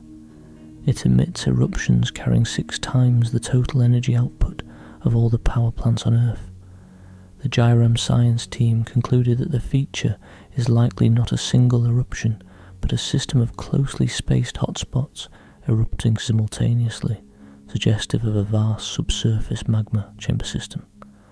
Alessandro Mura, a Juno co-investigator, described it as the most intense volcanic eruption ever recorded on Io. The previous record holder for the largest volcanic feature on Io was Loki Patera at roughly 7,700 square miles. The newly discovered southern hotspot is more than 5 times larger. Its existence confirms that Io's volcanic activity can produce events of enormous scale, events that reshape large areas of the surface in a single episode. The discovery also demonstrates that Io's volcanism is not diminishing. After billions of years of continuous eruption, the tidal heating engine is still producing events of extraordinary magnitude. The most powerful eruption ever observed on Io was detected not during the Voyager flybys of 1979 and not during the Galileo mission of the 1990s, but in December 2024. Io is not winding down, it may never wind down. Looking beyond the current missions, the future holds more opportunities for Io science. The European Space Agency's Jupiter Icy Moons Explorer mission, known as JUICE, launched in April 2023 and is scheduled to arrive at Jupiter in July 2031. JUICE is primarily focused on Ganymede, Callisto and Europa, and it will not make close flybys of Io. However, it will use its instruments, including a narrow-angle camera and spectrometers, to monitor Io's volcanic activity from a distance during the 2-year Jupiter tour phase of its mission. Distant observations of volcanic plumes and surface changes will complement the close-up data from Voyager, Galileo and Juno. There is also the possibility of future dedicated Io missions. Several mission concepts have been proposed over the years. The Io Volcano Observer was a proposed NASA Discovery-class mission that would have placed a spacecraft in a Jupiter orbit optimized for repeated close flybys of Io. While that specific mission has not been selected for flight, the scientific interest in Io remains high. The questions that drive the interest are fundamental. How deep is Io's lithosphere? Does a global magma ocean exist? And if so, how thick is it? How is the tidal heat distributed within the interior? Is the heating concentrated in specific locations or spread uniformly? How has Io's volcanism changed over the age of the solar system? Has the level of activity been constant, or has it varied? What can Io tell us about the early Earth, when our planet's volcanism was similarly intense? Every mission that has observed Io has found more activity, more complexity, more surprises than the previous one. Voyager found 9 active plumes. Galileo found hundreds of volcanoes and measured extreme temperatures. Juno found the most powerful eruption ever recorded and revealed that lava lakes cover the entire surface. The pattern suggests that Io will continue to surprise us for as long as we keep looking. To appreciate what Voyager discovered and what every subsequent mission has confirmed and expanded, it helps to try to picture what Io actually looks like up close. Not from orbit, not through the lens of a spacecraft camera, but from the perspective of someone standing on the surface, which is of course impossible for many reasons, but the exercise helps convey the reality of this world. If you could somehow survive on the surface of Io, the first thing you would notice is the sky. Jupiter fills an enormous portion of it. Io orbits about 262,000 miles from Jupiter's centre, closer to Jupiter than our Moon is to Earth. Jupiter is also 11 times wider than Earth. The combination of proximity and size means that Jupiter appears roughly 40 times larger and 200 times brighter than our full Moon does from Earth. It dominates the sky on the Jupiter-facing hemisphere. You would see the cloud bands, the swirling storms, the subtle colours of the atmosphere. The great red spot would be visible when it rotated into view, a storm larger than Earth crawling across the face of a giant planet hanging above you. Because Io is tidally locked, Jupiter never moves in Io's sky. On the Jupiter-facing hemisphere, Jupiter is always there, always in roughly the same position. It does not rise or set. It hangs motionless overhead, slowly rotating, its cloud features changing from day to day, but the planet itself fixed in place. On the opposite hemisphere, the anti-Jupiter side, you would never see Jupiter at all. The sky would show stars, the sun reduced to a bright point about 25 times dimmer than it appears from Earth, and the other Galilean moons as moving dots of light. The landscape beneath your feet would be unlike anything on Earth. The surface is dominated by plains of sulfur and sulfur dioxide frost, interrupted by volcanic features of every kind. The colours are extraordinary. Fresh sulfur deposits range from bright yellow to deep red, depending on their temperature history. Sulfur dioxide frost is white. Old lava flows are dark brown or black. Some areas show bright greens and subtle variations of orange. The overall effect is a surface that looks almost painted. Splashes of vivid colour across a terrain shaped entirely by volcanism. There are no rivers of water, no oceans, no ice caps, no vegetation, no soil as we understand it. The surface is composed of volcanic rock, sulfur dioxide frost, and the deposits of countless eruptions accumulated and recycled over and over. It is a sterile, toxic, radiation-blasted landscape. The thin atmosphere of sulfur dioxide would be unbreathable. The radiation from Jupiter's magnetosphere would be lethal within hours. The temperature of the surface varies dramatically, depending on where you stand. In the shade, away from volcanic activity, the surface temperature averages about minus 230 degrees Fahrenheit, cold enough that sulfur dioxide freezes solid. Near active volcanic vents, temperatures can exceed 3000 degrees Fahrenheit. These extremes can exist within miles of each other. Io is a world of fire and ice, where frozen sulfur dioxide snowfields sit adjacent to lakes of molten rock. The volcanic features themselves are varied and dramatic. The paterae, the volcanic depressions, come in many shapes and sizes. Some are circular, some are elongated, some are irregular. The largest, like Loki Patra, are enormous depressions filled with molten lava, with islands of solidified rock floating in them like dark icebergs in a sea of fire. The edges of these lava lakes glow with the heat of freshly exposed magma. The lava flows extend for hundreds of miles across the plains. The Amirani flow field is one of the longest active lava flows in the solar system. Between Voyager observations in 1979 and Galileo observations in the mid-1990s, the leading edge of the Prometheus flow field advanced 50 to 60 miles. The flow is slow, but relentless, advancing across the frozen plains, vaporizing the sulfur dioxide frost in its path and producing the persistent volcanic plume that has been observed by every spacecraft since Voyager. The mountains are not near the volcanoes. In fact, on Io, mountains and volcanic centres tend to be geographically separated. The mountains cluster in certain regions, while the largest volcanic centres occupy other areas. This makes sense given the formation mechanism.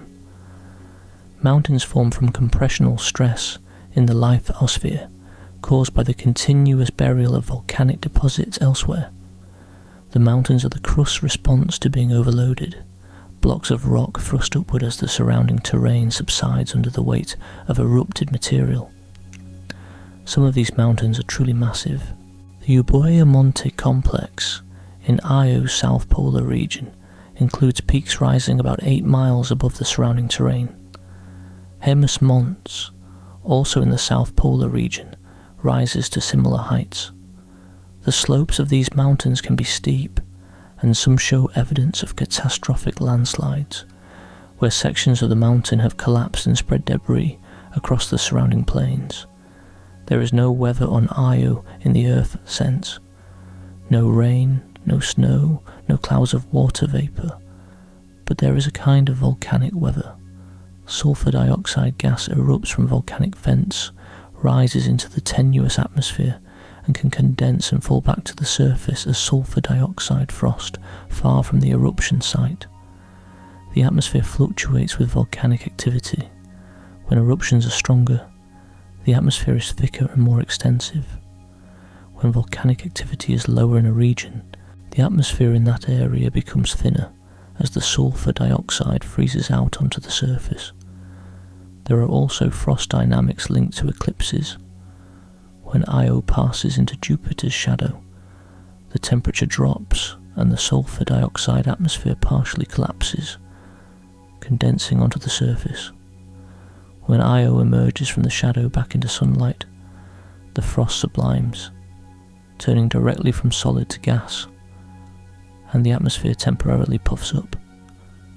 This cycle happens with every orbit, adding another layer of dynamism to an already hyperactive world. Standing on Io, you would also notice the ground moving. Not dramatically, you would not feel it the way you feel an earthquake, but sensitive instruments would detect the constant tidal flexing, the surface rising and falling by up to 330 feet with every orbit. This flexing is what drives everything. The volcanoes, the mountains, the lava lakes, the plumes, the plasma torus, the flux tube, the auroral footprints on Jupiter, all of it traces back to the ground beneath your feet, moving up and down endlessly, driven by the gravity of a planet that fills your sky. The comparison between Io and early Earth is one that planetary scientists find particularly compelling. More than 3 billion years ago, during the Archean Aeon, Earth was a very different world from the one we inhabit today. The planet's interior was hotter. There was more heat from radioactive decay and from the residual energy of Earth's formation. Volcanism was far more intense. The types of lava that erupted were different. Komatiites, extremely hot, low viscosity lavas rich in magnesium, erupted at temperatures that may have reached 2,900 degrees Fahrenheit or higher. These ultramafic lavas are rare or absent in modern Earth volcanism, but were common during the Archean. The temperatures measured at some of Io's volcanic centres are comparable to those Archean Komatiite lavas. Io may be producing the same type of volcanism that shaped Earth's surface during the first billion years of our planet's history. Studying Io's volcanism may provide direct insight into processes that occurred on Earth billions of years ago, but can no longer be directly observed here. This is one of the great values of planetary exploration. Earth destroys its own geological record over time. Plate tectonics recycles the crust. Erosion wears down mountains. Water dissolves and redeposits minerals. The oldest rocks on Earth's surface are about 4 billion years old, and they have been modified extensively. The geological conditions of the early Earth are largely inferred from indirect evidence. But Io, is performing early Earth-style volcanism right now. The lava is erupting at Archean temperatures. The volcanic processes are operating at scales and rates comparable to what scientists believe occurred on early Earth. By studying Io, we can observe in real time the types of geological activity that shaped our own planet billions of years before life emerged. This connection also has implications for astrobiology. If the conditions on early Earth, particularly the high rates of volcanism and the availability of heat and chemical energy, contributed to the origin of life, then understanding those conditions is important for understanding how life might arise on other worlds. Io itself is almost certainly lifeless. The radiation environment, the absence of water, and the extreme surface conditions make it an inhospitable place for life as we understand it. But the tidal heating mechanism that powers Io's volcanism also powers the subsurface oceans on Europa and Enceladus. And those oceans are among the most promising environments in the solar system for the existence of extraterrestrial life. The connection between Io and the search for life is indirect but profound. It is the same physics, the same orbital resonances, the same tidal forces. On Io, those forces produce volcanism in a surface environment that is hostile to life. On Europa, the same forces, acting on a body with a different composition, ice and rock rather than pure rock, produce a liquid water ocean beneath an ice shell. The ocean is in contact with a rocky seafloor. Tidal heating may produce hydrothermal vents on that seafloor, similar to the hydrothermal vents on Earth's ocean floor where entire ecosystems thrive without sunlight. If life exists on Europa, it will owe its existence to the same orbital resonance that makes Io the most volcanically active world in the solar system. The same gravitational dance that creates a world of fire on one moon creates a world of liquid water on the next moon out. The difference is composition. The physics is the same. This is what makes Io's discovery so important in the broader context of planetary science. Io was not just a surprising volcanic world. It was the key that unlocked a new understanding of how moons can be geologically and potentially biologically active. Before Io, moons were assumed to be dead. After Io, moons became some of the most interesting places in the solar system. After the Jupiter encounters, both Voyager spacecraft continued their journeys through the outer solar system. Voyager 1's trajectory at Saturn was chosen to allow a close flyby of Titan, Saturn's largest moon, which meant the spacecraft could not continue to Uranus or Neptune. Voyager 1 was sent on a path above the plane of the solar system, heading outward toward interstellar space. Voyager 2, having been spared the Titan flyby, continued to Uranus in January 1986, then to Neptune in August 1989. It remains the only spacecraft to have visited either of these ice giant planets. The encounters produced their own remarkable discoveries. Miranda, a small moon of Uranus, showed a bizarre patchwork surface with enormous cliffs and grooved terrain. Neptune's largest moon, Triton, showed active nitrogen geysers erupting from its surface at temperatures of -391 degrees Fahrenheit, one of the coldest surfaces in the solar system and yet geologically active. Triton's activity, like Io's, is thought to be related to tidal heating, though the mechanism is different, involving seasonal solar heating of nitrogen ice rather than the continuous tidal flexing that drives Io. By 1990, both Voyager spacecraft had completed their planetary missions. They had visited Jupiter, Saturn, Uranus, and Neptune. They had discovered active volcanism on Io, hints of a subsurface ocean on Europa, Jupiter's ring system, the complexity of Saturn's rings, Titan's thick atmosphere, Miranda's fractured terrain, Neptune's dynamic weather, and Triton's geysers. The list of discoveries is extraordinary. 2 spacecraft built with 1970s technology, launched on a mission designed to last 5 years, had fundamentally changed our understanding of the outer solar system. And they were still working, still transmitting data, still capable of science, so NASA made a decision. The Voyager interstellar mission would continue. Both spacecraft would travel outward, past the planets, past the Kuiper Belt, toward the edge of the solar system and beyond. They would seek the heliopause, the boundary where the sun's influence ends and true interstellar space begins.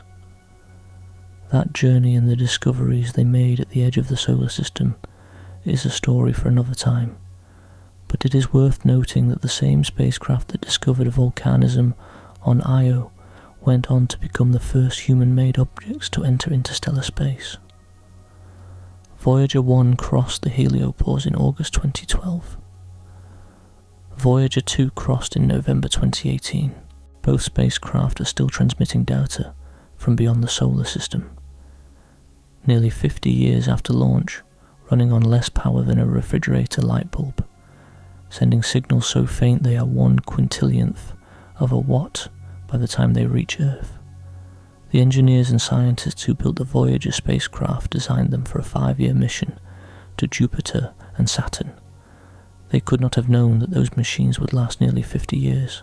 They could not have known that Voyager 1's closest approach to Io would produce one of the greatest discoveries in the history of exploration.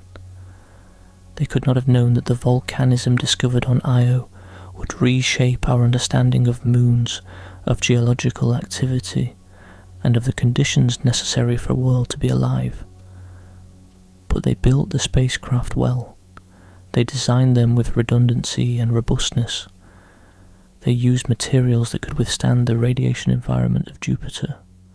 They included instruments capable of detecting things they did not expect to find. And when the unexpected appeared on the images, they recognized it, studied it, and shared it with the world. The discovery of volcanism on Io was not planned.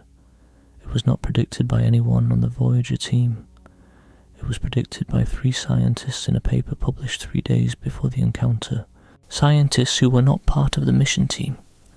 And it was first seen by a navigation engineer examining a photograph taken for trajectory calculations, not by a planetary scientist looking for geological features. Science often works this way. The most important discoveries are frequently the ones nobody expected. The instruments and the missions are designed for specific objectives, but the universe does not care about our objectives.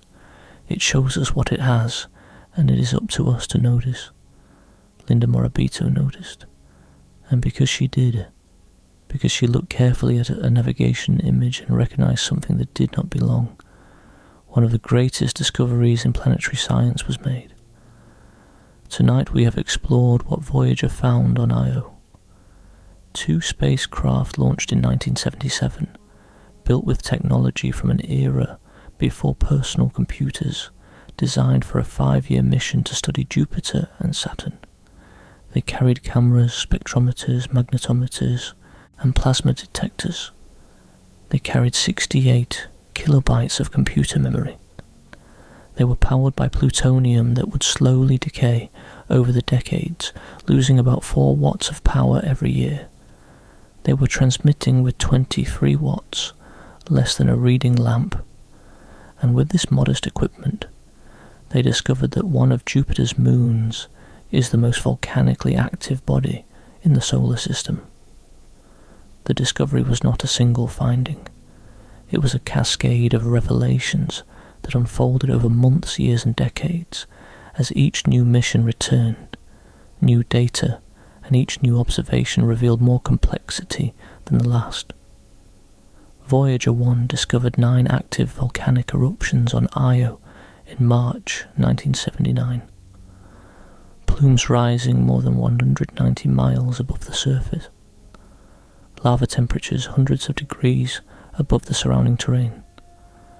A surface with no impact craters, covered instead in brilliant sulfur deposits of red, orange, yellow, white and black, mountains taller than anything on Earth. Lava flows, stretching hundreds of miles across vast plains of frozen sulfur dioxide.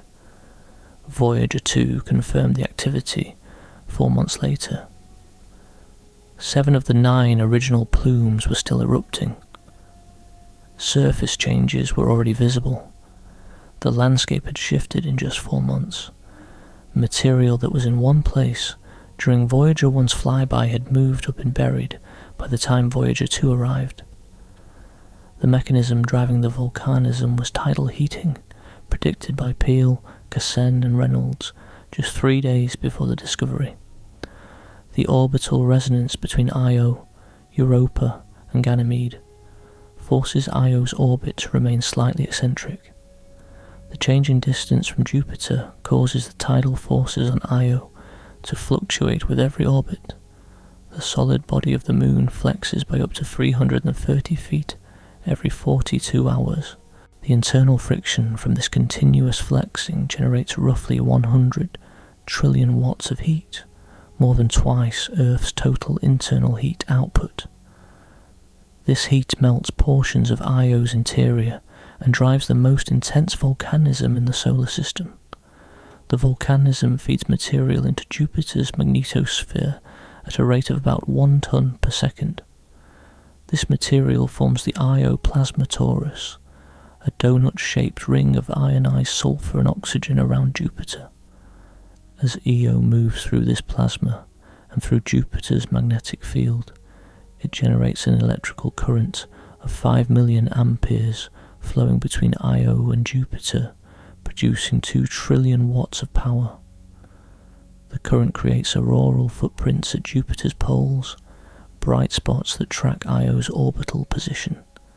The Galileo mission from 1995 to 2003 revealed hundreds of active volcanoes, lava temperatures exceeding 2,900 degrees Fahrenheit, enormous lava lakes and mountains 10 miles high.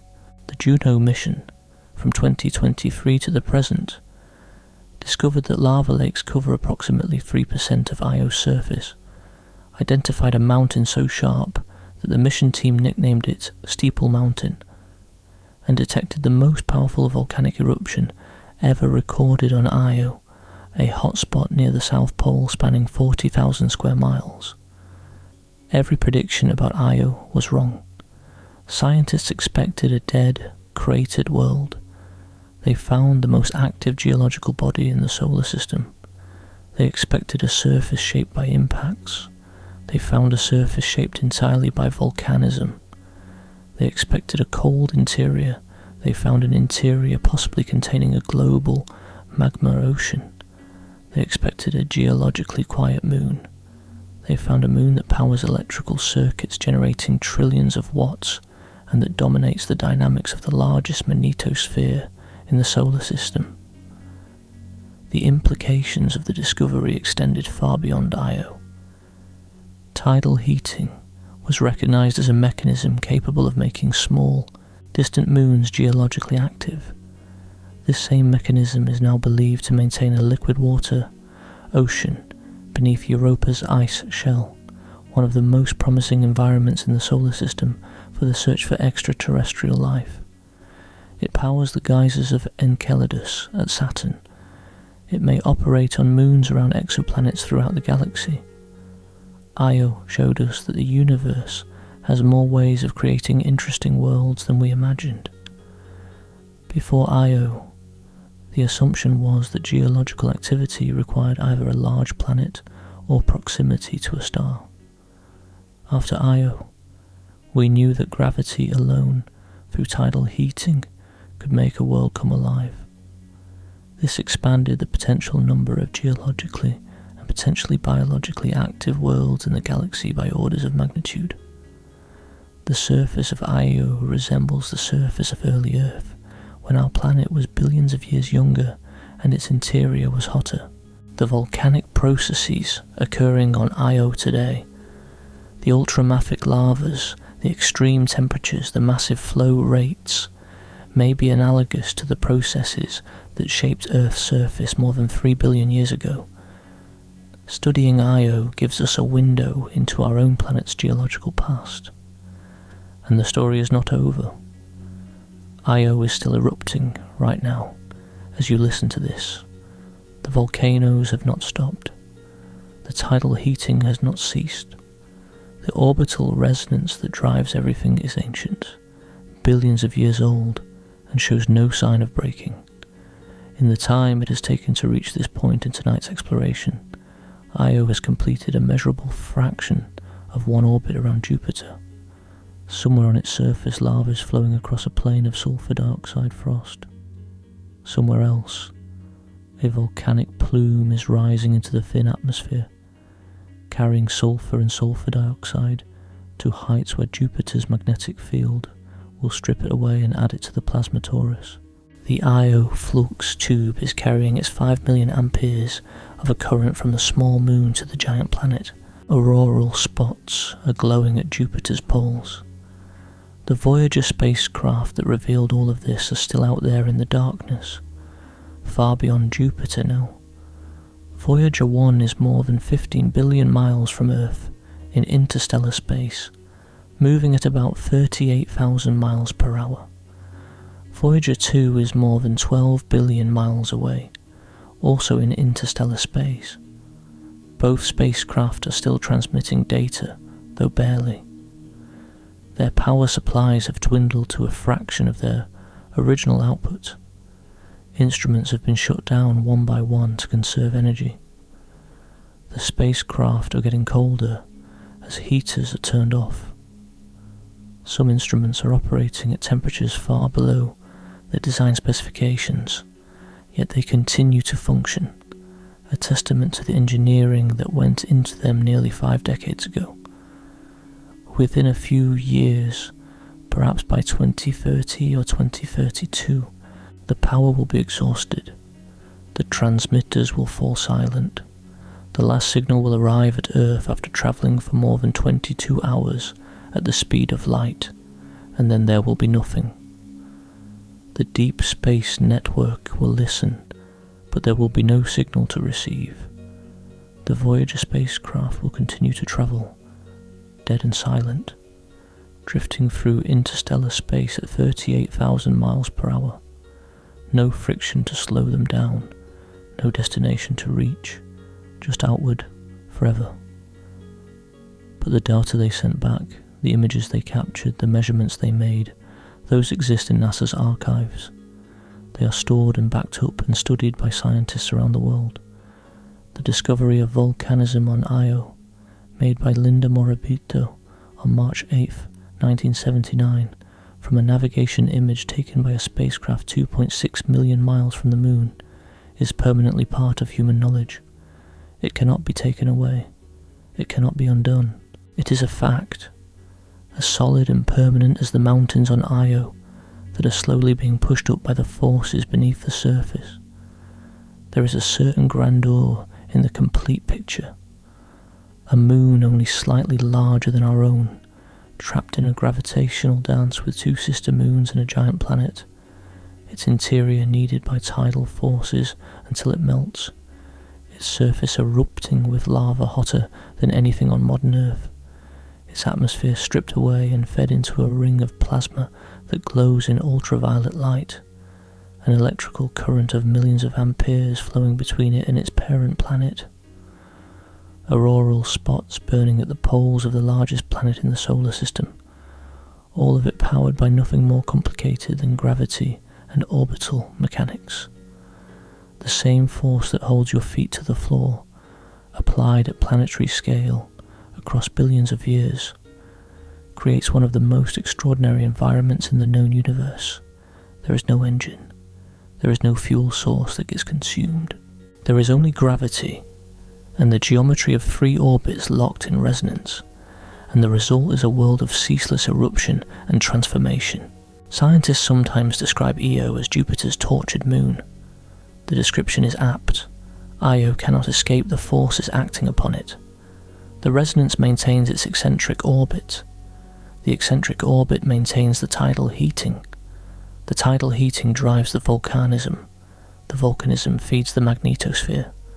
and the magnetosphere bombards Io with radiation that strips material from its surface, feeding more material into the system. It is a cycle with no exit. Jupiter and its moons will continue this dance for billions of years, until the Sun itself changes enough to disrupt the system. And yet there is something beautiful about it too. Not beautiful in the sense that Io is a pleasant place, which it decidedly is not. Beautiful in the sense that the physics is elegant, that a simple gravitational resonance between three moons can produce such extraordinary consequences, that the same mathematics that describes the orbit of a satellite can predict the existence of volcanoes on a world 400 million miles from Earth. The three scientists working with orbital mechanics and thermodynamics could predict what a spacecraft would find 3 days later. There is beauty in the predictive power of physics. And there is beauty in the surprise, because while Peale, Cassen and Reynolds predicted volcanism, they did not predict the scale of it. They did not predict the plumes reaching 300 miles into space. They did not predict the lava lakes, or the mountains, or the plasmatorus, or the flux tube. They predicted that Io's interior should be melted. They predicted that volcanism might be visible. The reality exceeded every expectation. This is a recurring theme in exploration. We make predictions based on what we know. We send instruments to test those predictions, and reality always turns out to be more complex, more interesting, more surprising than our model suggested. Not because our models are wrong in their fundamentals, but because reality contains details and interactions that we did not anticipate. The basic physics was right. Tidal heating does melt Io's interior. Volcanism does result.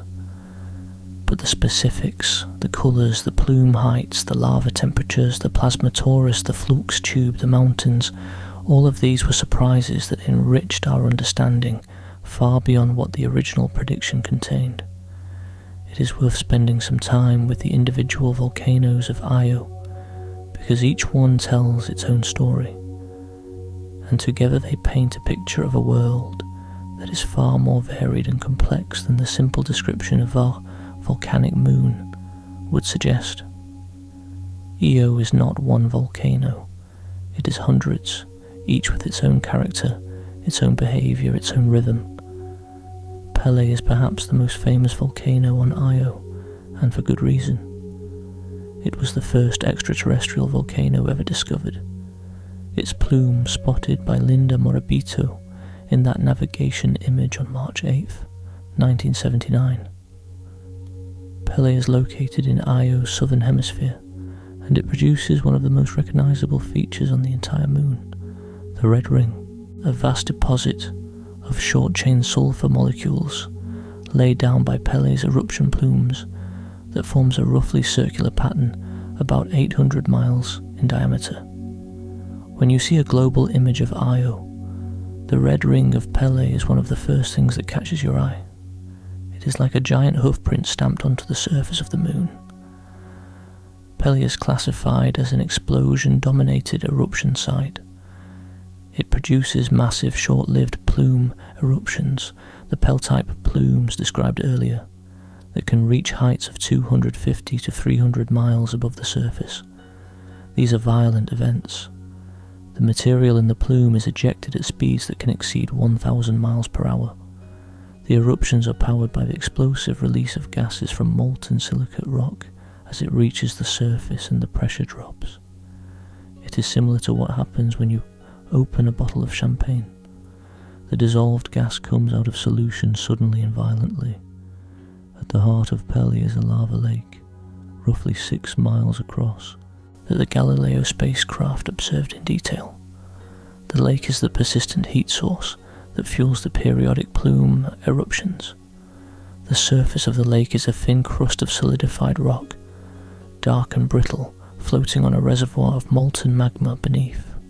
Periodically, the crust breaks apart, fresh magma surges upward, gas is released explosively, and a new plume erupts.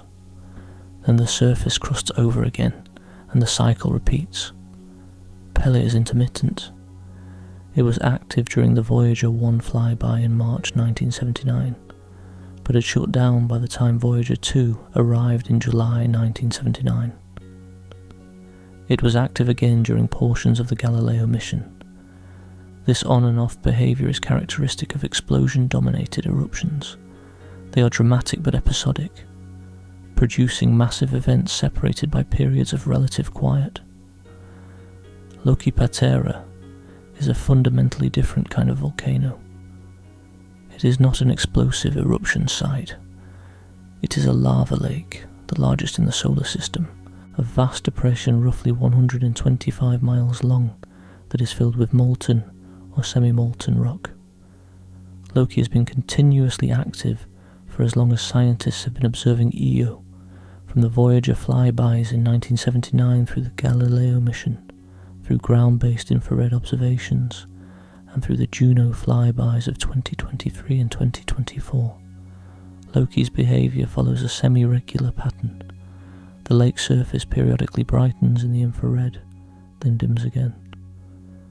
This brightening cycle has a period of roughly 400 to 600 days, though it is not perfectly regular. The leading explanation is that the surface crust of the lava lake gradually cools and thickens over time. As it thickens, it becomes denser than the liquid magma beneath it. Eventually, a section of the crust becomes heavy enough to sink. When it sinks, it exposes the hot magma below, and the lake brightens in the infrared. The overturning then spreads across the lake, like a wave of renewed activity, as adjacent sections of crust are destabilized and also sink. After the entire surface has overturned, a new crust forms, and the cooling cycle begins again. The Juno flyby images of Loki Patera, captured in December 2023 and February 2024 at a distance of about 930 miles, are among the most detailed views of any extraterrestrial lava lake ever obtained. They show a depression filled with dark material, rimmed with bright hot lava at the edges. Within the lake are islands, patches of solidified material that rise above the molten surface. The surface of the lake shows a specular reflection in Juno's images, a mirror-like glint of sunlight, suggesting that parts of the surface are extremely smooth, like volcanic glass. Scott Bolton described it as reminiscent of volcanic obsidian on Earth, the smooth glassy rock that forms when lava cools very rapidly. Prometheus is the third of Io's great named volcanoes, and it represents yet another style of volcanic activity. Prometheus is a flow-dominated eruption. It does not produce the massive explosive plumes of Pele, and it is not a single enormous lava lake like Loki. Instead, Prometheus is characterized by a long creeping lava flow that advances slowly across the surface, and a persistent plume that is generated where the advancing lava front encounters frozen sulfur dioxide on the ground. The Prometheus plume has been observed by every spacecraft that has imaged this part of Io since 1979. Voyager 1 saw it, Voyager 2 saw it, Galileo saw it for 17 years. New Horizons saw it during its brief Jupiter flyby in 2007. The plume is remarkably stable, always present, always roughly the same height, about 50 to 60 miles above the surface. It has been continuously erupting for at least 45 years, and possibly much longer. The mechanism is straightforward. The lava flow from Prometheus advances across a plain of sulfur dioxide frost.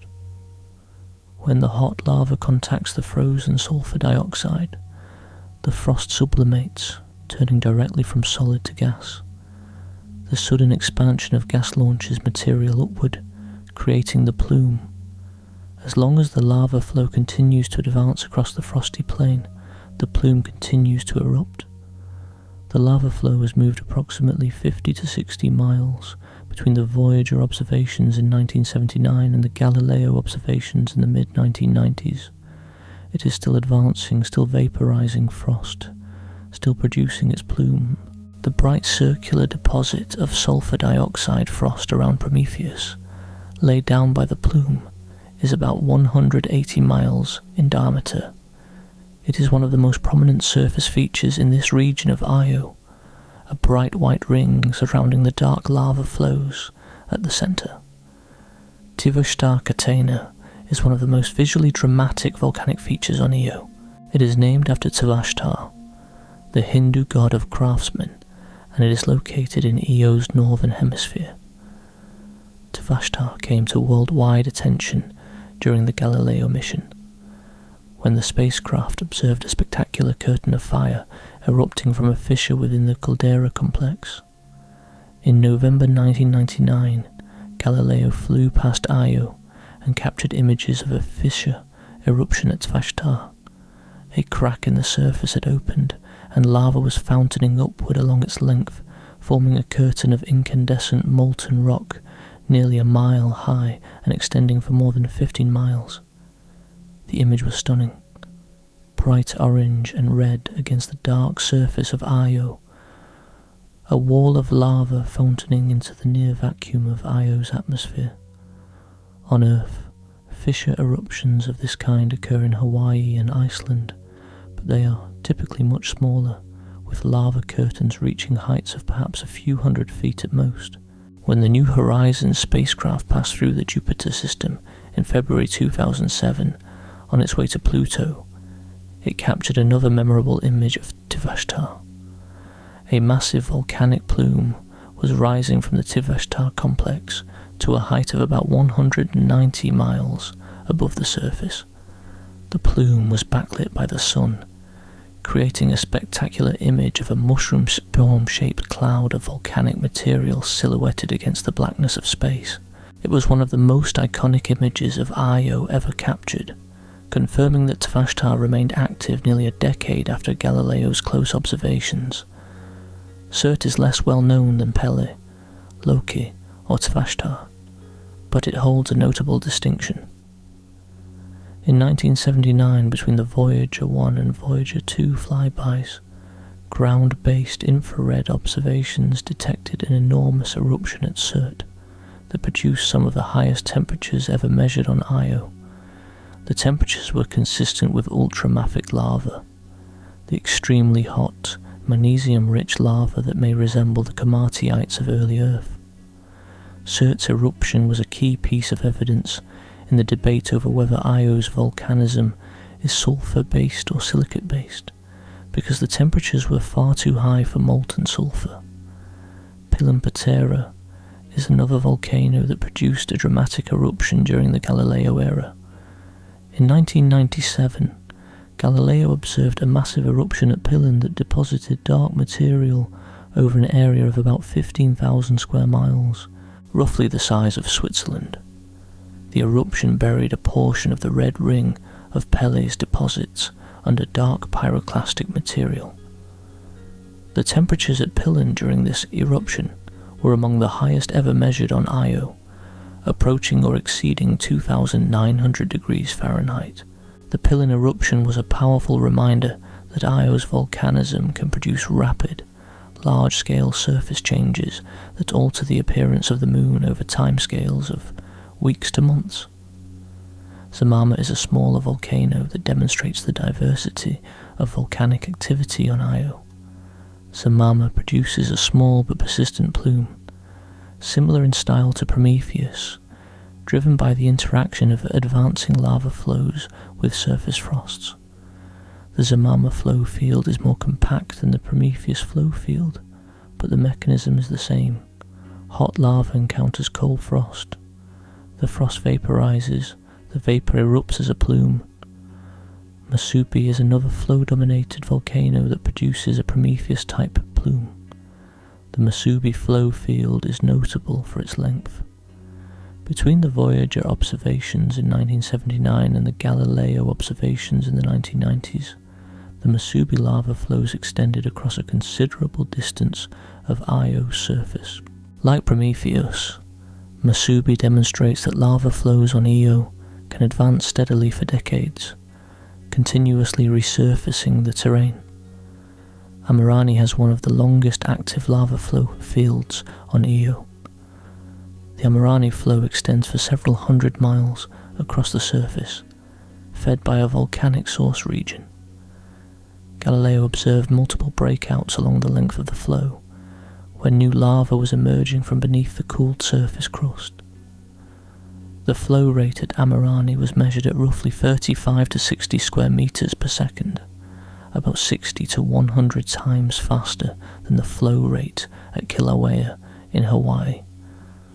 The Amirani flow field is one of the clearest demonstrations that lava on Io moves far faster and covers far more territory than lava on Earth. There are hundreds of other named volcanic features on Io: Marduk, Kulan, Tupan, Tohil, Babar, Ra. The names come from mythologies around the world, fire gods and sun gods and culture, heroes from traditions spanning every continent. The International Astronomical Union, which assigns names to features on other worlds, designated that volcanic features on Io should be named after fire deities, sun deities, and other mythological figures associated with fire, the sun, or blacksmithing. It is a fitting convention for a world that burns as Io does. Each of these volcanoes is a window into Io's interior. Each eruption tells scientists something about the temperature, composition, and dynamics of the magma beneath the surface. The distribution of volcanoes across Io's surface tells scientists about how tidal heating is distributed within the interior. If the heating were concentrated at the poles, the volcanoes would cluster near the poles. If it were concentrated at the equator, they would cluster there. The observed distribution shows volcanoes everywhere, but with some concentration in specific regions, suggesting that the tidal heating is widespread but not perfectly uniform. This distribution has been the subject of considerable scientific debate. Theoretical models of tidal heating in Io predict different patterns depending on assumptions about the interior structure. Some models predict heating concentrated in the deep mantle, which would produce a volcanic distribution shifted toward the poles. Other models predict heating concentrated in the upper mantle or asthenosphere, which would produce a distribution shifted toward the equator.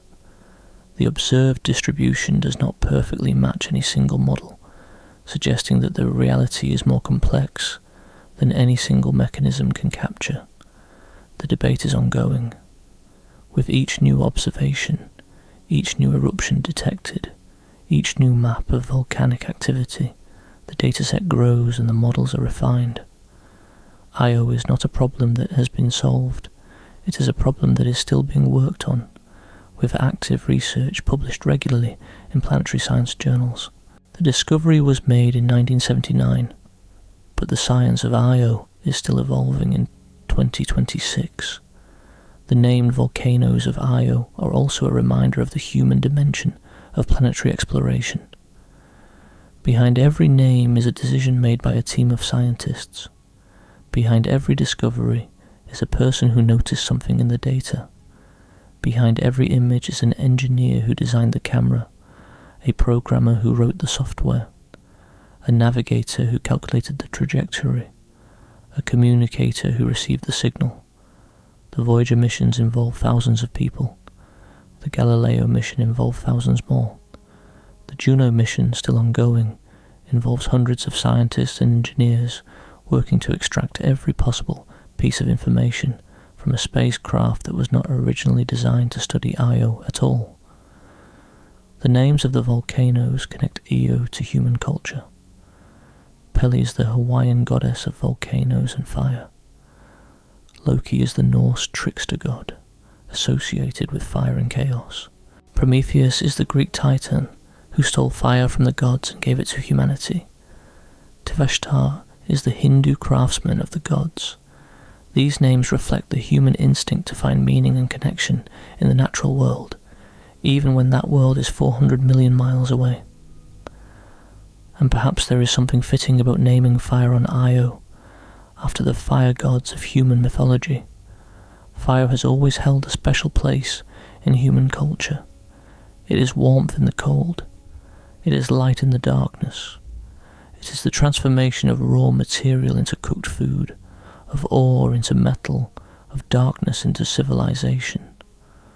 The volcanoes of Io are fire on a cosmic scale, not the controlled fire of a hearth or a forge, but the uncontrolled fire of a world being melted from within, its interior churned by forces that have operated since before humans existed. Io was erupting when the first humans appeared in Africa, roughly 300,000 years ago. It was erupting when humans first controlled fire, perhaps 1 million years before that. It was erupting when the dinosaurs walked the earth. It was erupting when the first multicellular life appeared in the oceans. It has been erupting, in all likelihood, for the entire 4.5 billion year history of the solar system. The tidal heating has been operating continuously, the orbital resonance has been maintained, and the volcanoes have been active for longer than any form of life has existed on Earth. That continuity is itself remarkable. On Earth, volcanism has changed dramatically over geological time.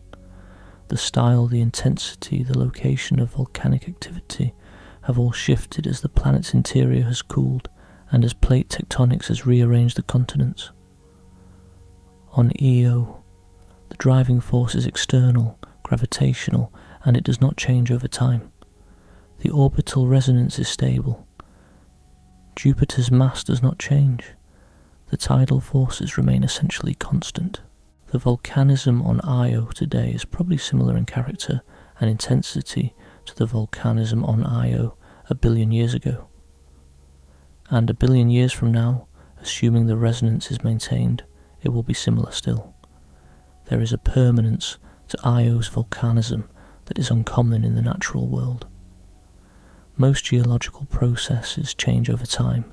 Mountains erode, oceans open and close, continents drift, ice ages come and go, stars evolve.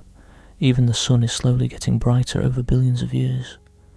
But Io's tidal heating is locked in place by the orbital resonance, and it will remain locked in place for as long as the resonance endures. Io is a world in a kind of geological steady state, continuously erupting, continuously resurfacing, continuously feeding material into Jupiter's magnetosphere, with no end in sight. Consider for a moment the sheer number of eruptions that have occurred on Io over the age of the solar system. If we assume, conservatively, that an average of 150 volcanoes are active at any given time, and that the average eruption lasts a few years before quieting and being replaced by another, then over 4.5 billion years, the total number of individual eruptions on Io is essentially uncountable.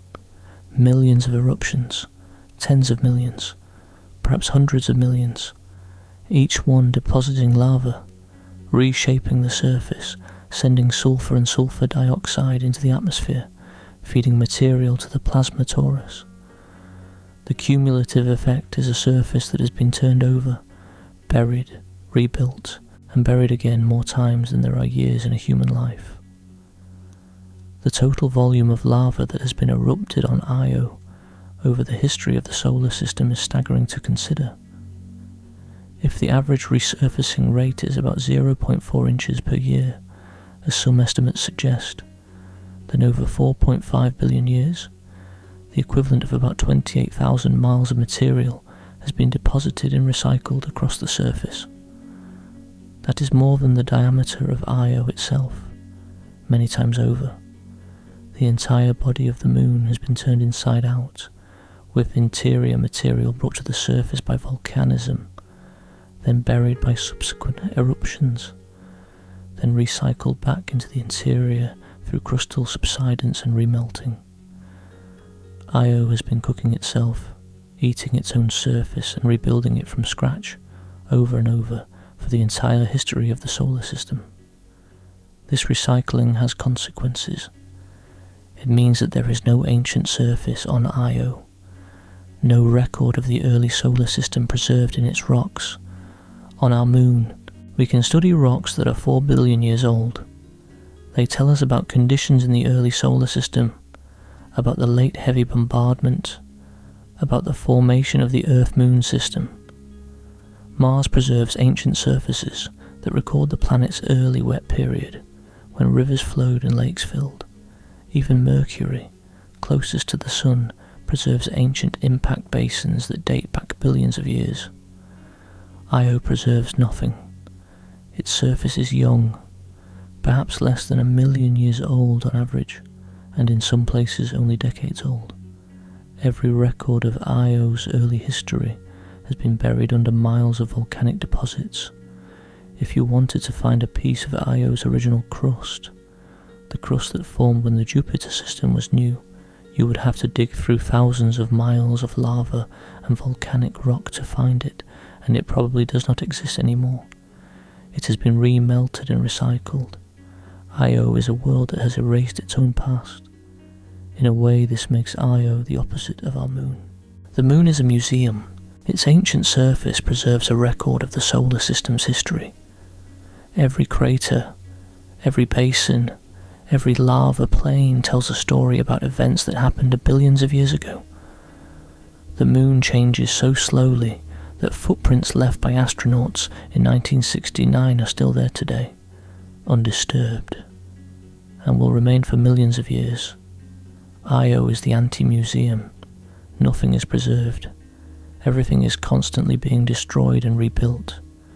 The footprints of any hypothetical visitor would be buried under fresh volcanic deposits within years, perhaps within months. The surface of Io is always new. It is a world in a state of perpetual creation and destruction, building itself up only to tear itself down and build again. There is something almost meditative about this cycle, the relentless rhythmic pulse of an entire world, flexing and erupting and reforming, driven by the slow dance of 3 moons around a giant planet. The cycle has no beginning that we can identify and no end that we can foresee. It simply continues, orbit after orbit, eruption after eruption, plume after plume. The ground rises and falls, the lava flows and cools, the frost sublimates and recondenses, the plasma torus glows, the flux tube hums with millions of amperes, and Jupiter watches over it all, immense and unchanging, its banded clouds slowly swirling in the darkness beyond the sun. If you point a telescope at Jupiter tonight, a good amateur telescope with a magnification of 100 or so, you can see the Galilean moons as tiny points of light lined up beside the planet. Io is the innermost of the 4, the one closest to Jupiter's bright disk. It looks like a faint star. There is no way to see its volcanic surface through a backyard telescope, no way to see the plumes or the lava or the red ring of Pele. But knowing what is happening on that tiny point of light changes how you see it. That faint dot is the most volcanically active world in the solar system. Right now, as you look at it, volcanoes are erupting on its surface. Lava is flowing across plains of frozen sulfur dioxide. Plumes are rising into the near vacuum above the surface. Sulfur and oxygen atoms are being stripped from the atmosphere and fed into a ring of plasma that encircles Jupiter. An electrical current of 5 million amperes is flowing between that tiny dot and the giant planet beside it. Auroral spots are glowing at Jupiter's poles, marking the footprints of the invisible current. All of that is happening right now, on that faint point of light, 400 million miles away. And it has been happening for billions of years, long before anyone pointed a telescope at Jupiter, long before anyone built a telescope, long before the species that would build telescopes existed. The volcanoes of Io are older than humanity. They are older than the Earth's continents. They are older than complex life on Earth. They may be as old as the solar system itself. When Galileo first saw the Galilean moons in 1610, he had no idea what he was looking at beyond 4 points of light. He could not have imagined volcanoes erupting on one of them. He could not have imagined a plasma torus or a flux tube or auroral footprints. He did not even know what volcanoes were in the modern geological sense. The concept of tidal heating did not exist for another 369 years, and yet the volcanoes were already there. They were there before Galileo was born. They were there before the Renaissance. They were there before the Roman Empire. They were there before the last ice age. The discovery of volcanism on Io happened in 1979, but the volcanism itself has been happening since the beginning of the solar system. The discovery was new. The phenomenon was ancient. We just did not know about it until a small spacecraft with 68 kilobytes of memory flew past and sent back a picture. This is one of the humbling aspects of exploration. The universe is full of extraordinary phenomena that have been occurring for billions of years, completely indifferent to whether anyone is watching. The volcanoes on Io did not begin when Voyager discovered them. The plasma torus did not begin when scientists detected it. The flux tube did not begin when the Hubble Space Telescope photographed its auroral footprints. These things were happening long before humanity existed, and they will continue long after we are gone. What changed in 1979 was not the universe. What changed was us. We learned something we did not know before. We expanded our understanding of what is possible, of what the universe contains, of where interesting things can happen. The universe gained nothing from the discovery. We gained everything. And the discovery continues. Every new observation of Io reveals something unexpected. Every new mission to Jupiter finds that Io is more active, more complex, more surprising than the previous data suggested. The December 2024 eruption detected by Juno, the most powerful eruption ever recorded on Io, was found 45 years after the initial discovery. There is no indication that we have found everything there is to find. The history of Io exploration is a history of continuous surprise, and there is no reason to think the trend will end. Somewhere on Io right now, something is happening that no one has ever observed. A lava flow is advancing into territory that has not been imaged at sufficient resolution. A volcanic vent is opening in a region that has not been observed since the Galileo mission. A plume is erupting that is larger, or hotter, or more energetic than any previously recorded. We know this must be true because every time we look more closely at Io, we find more than we expected. The surface is changing faster than our ability to observe it. There are eruptions happening right now that we will not learn about until the next spacecraft arrives, if it arrives in time, because by then the evidence may have been buried under subsequent eruptions. Io is in a sense always ahead of us, always erupting faster than we can watch, always changing faster than we can document, always more surprising than our models predict. It is a world that rewards attention and punishes assumptions.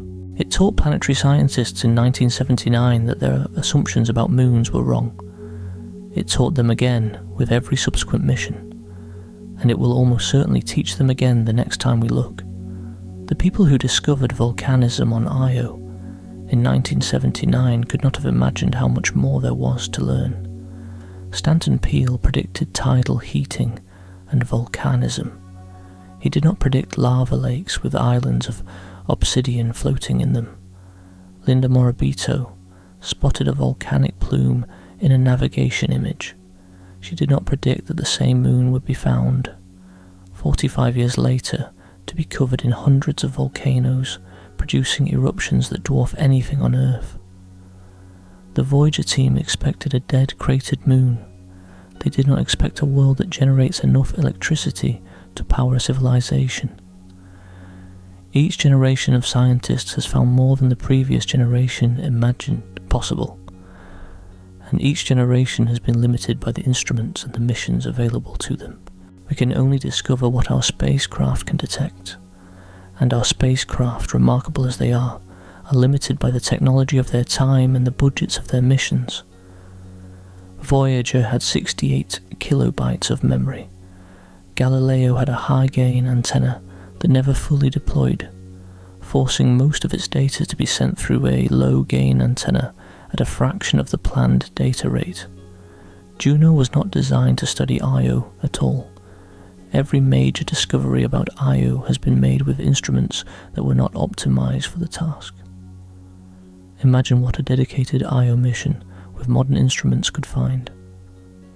A spacecraft in orbit around Jupiter, designed specifically to study Io, with cameras capable of resolving features a few dozen feet across, with spectrometers that could measure the composition and temperature of every volcanic vent, with magnetometers that could map the subsurface magma ocean in detail. The discoveries would be extraordinary. They would almost certainly reveal things that we cannot currently predict, just as every previous mission has revealed the unpredicted. For now, we have what we have: the Voyager data, the Galileo data, the Juno data, ground-based observations from large telescopes, theoretical models that grow more sophisticated with each new observation, and the certain knowledge that Io is still erupting, still changing, still surprising. Right now, as you listen to this, Io is completing another orbit around Jupiter. The ground is rising and falling, the tidal bulge is shifting, heat is being generated in the interior. Somewhere, a volcano is erupting, somewhere lava is flowing, somewhere a plume is rising, material is being stripped from the atmosphere and added to the plasma torus. The flux tube is carrying its current. The auroral spots are glowing. It is all happening in the dark, 400 million miles from Earth, around a planet so large that if it were hollow, you could fit more than 1,000 Earths inside it. And above Io's surface, Jupiter fills the sky, its cloud bands swirling in slow, massive patterns, the great red spot rotating into and out of view like the eye of something ancient and patient. The three moons continue their dance. Io orbits in 42 hours, Europa orbits in 85 hours, Ganymede orbits in 171 hours, 4:2:1. The ratio has not changed since Laplace first recognised it in the 1700s. It has not changed since the moons formed. It will not change for billions of years to come. The dance is eternal, or as close to eternal as anything in the universe can be.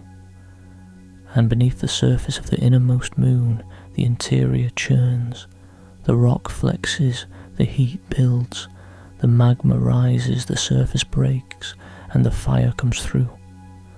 Tonight we walk through one of the great discovery stories in the history of science. We began with Galileo and his small telescope, 4 points of light beside a bright planet. We moved through centuries of observation, from Laplace and his resonance to the sodium cloud and the anomalous infrared brightening. We arrived at the prediction of Peale, Cassini and Reynolds, 3 scientists who used mathematics and physics to predict what no one expected. We watched as Voyager 1 revealed a world that shattered assumptions, and as Linda Morabito, looking at a navigation image, spotted the first volcanic eruption ever seen on another world. We explored the physics of tidal heating, how the simple geometry of 3 orbits locked in resonance can melt the interior of an entire moon. We followed the consequences of that heating through the volcanoes, the plumes, the lava lakes, the mountains, and outward into space, through the atmosphere, the plasma torus, the flux tube, the auroral footprints, and the radio bursts. We met the Galileo spacecraft, which spent 8 years mapping hundreds of volcanoes and measuring lava temperatures that rival ancient Earth. We met the Juno spacecraft, which found the most intense eruption ever recorded and revealed that lava lakes cover the entire surface.